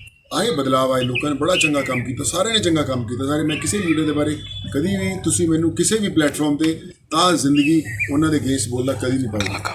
ਮੈਂ ਕਿਸੇ ਨਾਲ ਵੀ ਜੁੜਿਆ ਹਾਂ, ਲੇਕਿਨ ਹੁਣ ਉਹ ਟਾਈਮ ਉਹ ਹੈ ਟਾਈਮ ਕਿ ਜਦੋਂ ਸਾਨੂੰ ਹੱਕ ਬਣਦਾ ਹੈ ਪੁੱਛਣ ਦਾ ਕਿ ਅਸੀਂ ਸਾਡੀਆਂ ਇਹ ਚੀਜ਼ਾਂ 'ਚ ਕਮੀਆਂ ਨੇ, ਇਹ ਸਾਡੀਆਂ ਚੀਜ਼ਾਂ ਕਦੋਂ ਸੁਧਾਰ ਕੇ ਦਿਓਗੇ। ਜੇ ਤੁਸੀਂ ਨਹੀਂ ਸੁਧਾਰ ਕੇ ਦਿਓਗੇ ਕਿ ਤੁਸੀਂ ਆਪਣਾ ਅਹੁਦਾ ਛੱਡੋਗੇ, ਤਾਂ ਅਸੀਂ ਤੁਹਾਡੇ ਨਾਲ ਜੁੜੀਏ, ਆਪਣੇ ਦਿਲ ਦੀ ਆਵਾਜ਼ ਸੁਣੀਏ। ਜਿਹੜਾ ਤੁਹਾਡਾ ਦਿਲ ਕਹੂਗਾ ਉਹੀ ਸੱਚ ਹੈ, ਉਸੇ ਨੂੰ ਫੋਲੋ ਕਰਿਓ, ਉਸੇ ਨੂੰ ਜਿਤਾਈਓ, ਉਸੇ ਦਾ ਹੱਥ ਫੜੀਓ। ਸੋਨੂੰ ਜੀ, ਸਾਫ਼ ਕਰ ਦਿੱਤਾ ਗਿਆ ਕਿ ਮਾਲਵਿਕਾ ਹੁਣ ਚੋਣਾਂ ਲੜਨਗੇ, ਤੇ ਮਾਲਵਿਕਾ ਜੀ ਤੋਂ ਪੁੱਛਣਾ ਚਾਹਾਂਗੇ ਕਿ ਕਿਹੜੇ ਮੁੱਦੇ ਲੈ ਕੇ ਚੋਣ ਮੈਦਾਨ ਦੇ ਵਿੱਚ? ਮਾਲਵਿਕਾ ਜੀ, ਪਹਿਲਾਂ ਕਾਂਗ੍ਰੈਚੁਲੇਸ਼ਨਸ ਜੀ, ਤੁਸੀਂ ਇਲੈਕਸ਼ਨ ਰਾਜਨੀਤੀ ਵਿੱਚ ਆ ਰਹੇ ਹੋ। ਮੈਮ ਦੱਸੋ ਕੀ ਏਜੰਡੇ ਹੋਣਗੇ, ਕਿਸ ਤੇ ਵਰਕਆਊਟ ਕਰੋਗੇ? ਦੇਖੋ ਮੈਂ ਪਹਿਲਾਂ ਵੀ ਤੁਹਾਨੂੰ ਦੱਸਿਆ ਕਿ ਆਪਣੇ ਮੋਗੇ ਦੇ ਵਿੱਚ ਵੀ ਜੇ ਗੱਲ ਕਰੀਏ, ਹਲਕਿਆਂ 'ਚ ਵੀ ਗੱਲ ਕਰੀਏ, ਹੁਣ ਮੈਂ ਪਿੰਡਾਂ ਦੇ ਵਿੱਚ ਬਹੁਤ ਜਾ ਰਹੀ ਹੈਗੀ, ਉੱਥੇ ਹੈਲਥ ਐਜੂਕੇਸ਼ਨ ਜਿਹੜੀ ਹੈਗੀ ਹੈ ਬਹੁਤ ਸਫਰ ਕਰ ਰਹੀ ਹੈ। ਮੈਂ ਰੀਸੈਂਟਲੀ ਹੁਣ ਇੱਕ ਪਿੰਡ ਦੇ ਵਿੱਚ ਗਈ ਸੀ, ਉੱਥੇ ਇੱਕ ਮੈਂ ਲੇਡੀ ਦੇਖੀ, ਉਹਦੀ ਬਾਂਹ ਲਟਕ ਰਹੀ ਸੀ, ਮੈਂ ਰਾਸ਼ਨ ਦੇਣ ਗਈ, मैं उन्हें पूछे कि ਤੁਹਾਡੀ ਬਾਂਹ ਦੀ ਕੀ ਕਹਿੰਦੀ ਜੀ 2 ਸਾਲ ਹੋ ਗਈ ਮੇਰੀ ਬਾਂਹ ਟੁੱਟੀ ਹੋਈ ਹੈ ਔਰ ਮੈਂ ਉਹਨਾਂ ਨੂੰ ਪੁੱਛਿਆ ਦੀ ਇਲਾਜ ਦੀ ਕਹਿੰਦੀ ਪੈਸੇ ਨਹੀਂ ਹੈ, ਉਹਨਾਂ ਦਾ ਬੇਟਾ ਸੀਗਾ ਤੇ ਮੈਂ ਉਹਨਾਂ ਨੂੰ ਕਿਹਾ ਤੁਸੀਂ ਆਪਣੀ ਸਾਰੀ ਰਿਪੋਰਟਸ ਭੇਜੋ ਔਰ ਉਹਨਾਂ ਦਾ ਫਿਰ ਬਾਂਹ ਦਾ ਜਦ ਐਕਸਰੇ ਵਗੈਰਾ ਆਇਆ ਤਾਂ ਮੈਂ ਕਰਵਾਇਆ ਐਂਡ ਯੂ ਵੋਂਟ ਬਿਲੀਵ ਕਿ ਉਹਨਾਂ ਨੇ ਆਪਣੀ ਬਾਂਹ ਤੇ ਕੱਪੜਾ ਬੰਨਿਆ ਹੋਇਆ ਸੀ ਪਿਛਲੇ 2 ਸਾਲਾਂ ਤੋਂ ਔਰ ਬਾਂਹ ਐਵੇਂ ਲਟਕ ਰਹੀ ਸੀ। ਔਰ ਜਦ ਮੈਂ ਰਾਸ਼ਨ ਵੀ ਗਈ ਹੁਣ ਪਿੰਡਾਂ 'ਚ ਦੇਣ ਜਾਂਦੀ ਹੈ ਤੇ ਉਹ ਇੰਨੇ ਖੁਸ਼ ਹੁੰਦੇ ਆ, ਉਹਨਾਂ ਦੇ ਚਿਹਰੇ ਦੀ ਜਿਹੜੀ ਮੁਸਕਰਾਹਟ ਹੈ ਉਹਨੂੰ ਗਲੇ ਲਗਾਉਂਦੇ ਜਿਹੜੇ ਵੱਡੇ ਹੈਗੇ ਔਰ ਰੋਣ ਲੱਗ ਜਾਂਦੇ ਕਿ ਜੀ ਸਾਨੂੰ ਕਦੀ ਕੋਈ ਰਾਸ਼ਨ ਮਿਲਿਆ ਹੀ ਨਹੀਂ, ਤੁਸੀਂ ਦੇਣਾ ਹੀ ਸਾਨੂੰ ਬਹੁਤ ਵਧੀਆ ਲੱਗਿਆ। ਹੁਣ ਉੱਥੇ ਜਦ ਮੈਂ ਜਾਂਦੀ ਹਾਂ ਮੈਂ ਦੇਖਦੀ ਹਾਂ ਕਈਆਂ ਦੀ ਅੱਖਾਂ ਦੀ ਕਈਆਂ ਨੂੰ ਬਹੁਤ ਪ੍ਰੋਬਲਮ ਹੈਗੀ, ਮੈਂ ਉਹਨਾਂ ਨੂੰ ਪੁੱਛਦੀ ਹਾਂ ਮੈਂ ਤੁਹਾਡੀ ਅੱਖਾਂ ਦਾ ਇਲਾਜ ਕਰਾਉਂਗੀ ਦੀ ਕਰਾਉਂਗੀ, ਤੁਸੀਂ ਕਰਾ ਦੋਗੇ ਜੀ? ਮੈਂ ਕਹਿੰਦੀ ਮੈਂ ਜ਼ਰੂਰ ਕਰਾਉਂਗੀ। ਮੈਂ ਹੁਣੇ ਪਿੱਛੇ ਚੜਿਕ ਪਿੰਡ ਦੇ ਵਿੱਚ ਵੀ ਲਗਾਇਆ ਕੈਂਪ ਆਈਜ਼ ਦਾ, ਉਹਦੇ ਵਿੱਚ ਅਰਾਊਂਡ 500 ਲੋਕ ਜਿਹੜੇ ਆਏ, ਉਹਦੇ 'ਚ 80 ਸਰਜਰੀਜ਼ ਜਿਹੜੀਆਂ ਹੈਗੀਆਂ ਫ੍ਰੀ ਕਰਵਾਈਆਂ ਮੈਂ। ਔਰ ਮੈਂ ਹੁਣ ਵੀ ਅਲੱਗ-ਅਲੱਗ ਪਿੰਡਾਂ ਦੇ ਵਿੱਚ ਸਾਰੇ ਫਾਈਂਡ ਆਊਟ ਕਰ ਲਏ ਹੈਗੇ ਕਿ ਕਿਹੜੇ ਲੋਕ ਜਿਹੜੇ ਹੈਗੇ ਅੱਖਾਂ ਦੀ ਜਿਹਨਾਂ ਨੂੰ ਪ੍ਰੋਬਲਮ ਹੈ ਉਹਨਾਂ ਦੀ ਸਰਜਰੀ ਜਿਹੜੀ ਹੈਗੀ ਹੈ ਫ੍ਰੀ ਆਫ ਕਾਸਟ ਹੋਊਗੀ। ਸਕੂਲਸ ਦੇ ਵਿੱਚ ਜਿਹੜੇ ਬੱਚੇ ਖਾਸ ਕਰਕੇ ਗਵਰਨਮੈਂਟ ਸਕੂਲਸ ਦੇ ਵਿੱਚ ਫੀਸ ਨਹੀਂ ਦੇ ਪਾ ਰਹੇ ਪਿਛਲੇ ਸਾਲ ਦੀ 2 ਸਾਲ ਦੀ, ਉਹਨਾਂ ਦੀਆਂ ਫੀਸਿਸ ਬਹੁਤ ਭਰੀਆਂ। ਪਿੱਛੇ ਜੇ ਹੁਣ ਮੈਂ ਗਈ ਝੰਡੇਵਾਲਾ ਪਿੰਡ ਦੇ ਵਿੱਚ, ਉੱਥੇ 2 ਲੜਕੀਆਂ ਮੈਂ ਫਾਈਂਡ ਆਊਟ ਕੀਤੀਆਂ, ਮੈਂ ਸਕੂਲ ਬੈਗਸ ਦੇਣ ਗਈ ਸੀ ਤੇ ਮੈਂ ਟੀਚਰਸ ਨਾਲ ਜਸਟ ਐਵੇਂ ਗੱਲ ਕਰ ਰਹੀ ਸੀ ਕਿਵੇਂ ਚੱਲ ਰਿਹਾ, ਕਹਿੰਦੇ ਮੈਮ ਸਾਡੇ ਸਕੂਲ ਦੇ ਵਿੱਚ 2 ਲੜਕੀਆਂ ਬੜੀਆਂ ਹੁਸ਼ਿਆਰ ਹੈਗੀਆਂ ਔਰ ਉਹਨਾਂ ਕੋਲ ਫ਼ੋਨ ਨਹੀਂ ਹੈਗੇ, ਉਹ ਕੋਵਿਡ ਦੇ ਟਾਈਮ ਵੀ ਲੋਕਾਂ ਦੇ ਘਰੇ ਜਾ ਕੇ ਉਹ ਲੜਕੀਆਂ +1 ਸੀਗੀਆਂ, ਉੱਥੇ ਜਾ ਕੇ ਔਨਲਾਈਨ ਕਲਾਸਿਸ ਲੈ ਰਹੀਆਂ। ਮੈਂ ਉਹਨਾਂ ਨੂੰ ਕਿਹਾ ਕਿ ਮੈਂ 4 ਦਿਨਾਂ ਬਾਅਦ ਇੱਥੇ ਆ ਰਹੀ ਹਾਂ ਔਰ ਦੀਵਾਲੀ ਦੇ ਮੇਰੇ ਵੱਲੋਂ ਉਹਨਾਂ ਨੂੰ ਗਿਫਟ ਹੈ, ਮੈਂ ਉਹਨਾਂ ਨੂੰ ਮੋਬਾਈਲ ਫੋਨਸ ਦੇ ਕੇ ਆਈ। ਔਰ ਮੇਰੀ ਇਹੀ ਅਪੀਲ ਹੈ ਕਿ ਜਿੱਥੇ ਵੀ ਕਿਸੇ ਦੀ ਫੀਸਿਸ, ਕਿਸੇ ਨੂੰ ਹੈਲਥ ਦੀ ਪ੍ਰੋਬਲਮ ਹੈ, ਕਿਸੇ ਵੀ ਤਰ੍ਹਾਂ ਦੀ ਹੈਲਪ ਦੀ ਲੋੜ ਹੈ, ਤੁਸੀਂ ਮੇਰੇ ਨਾਲ ਜੁੜੋ, ਮੈਂ ਤੁਹਾਡੀ ਹੈਲਪ ਕਰਨ ਲਈ 24 ਘੰਟੇ 7 ਦਿਨ ਹਮੇਸ਼ਾ ਹਾਜ਼ਰ ਹਾਂ। ਕਿਹੜੀ ਪਾਰਟੀ ਦੀ ਸੌਫਟ ਕਾਰਨਰ ਹੈ ਮੈਮ ਤੁਹਾਡਾ ਦਿਲੋਂ ਵਾਲਾ ਮੇਨ ਪਾਰਟੀ ਕਿਹੜੀ ਤੁਸੀਂ ਦੇਖਦੇ ਹੋ? ਮੇਨ ਜਿਹੜੀਆਂ 3 ਪਾਰਟੀਆਂ ਹੈ ਸਾਰੀ ਪਾਰਟੀ ਵਧੀਆ ਜੀ। ਮੈਂ ਤਾਂ ਦੇਖੋ ਜੇ ਕੰਮ ਕਰ ਰਹੀ ਹਾਂ, ਤੁਹਾਨੂੰ ਵੀ ਪਤਾ ਹੈ ਸੂਟ ਚੈਰਿਟੀ फाउंडेशन ਦੇ ਅੰਡਰ ਔਰ ਆਉਣ ਵਾਲੇ ਟਾਈਮ ਤੇ ਜ਼ਰੂਰ ਦੱਸਾਂਗੇ। ਨਹੀਂ ਰਾਜਨੀਤੀ ਥੋੜਾ ਟਾਈਮ ਰਹਿ ਗਿਆ, ਕਿੰਨਾ ਸਮਾਂ ਵੇਟ ਕਰੀਏ ਜੀ?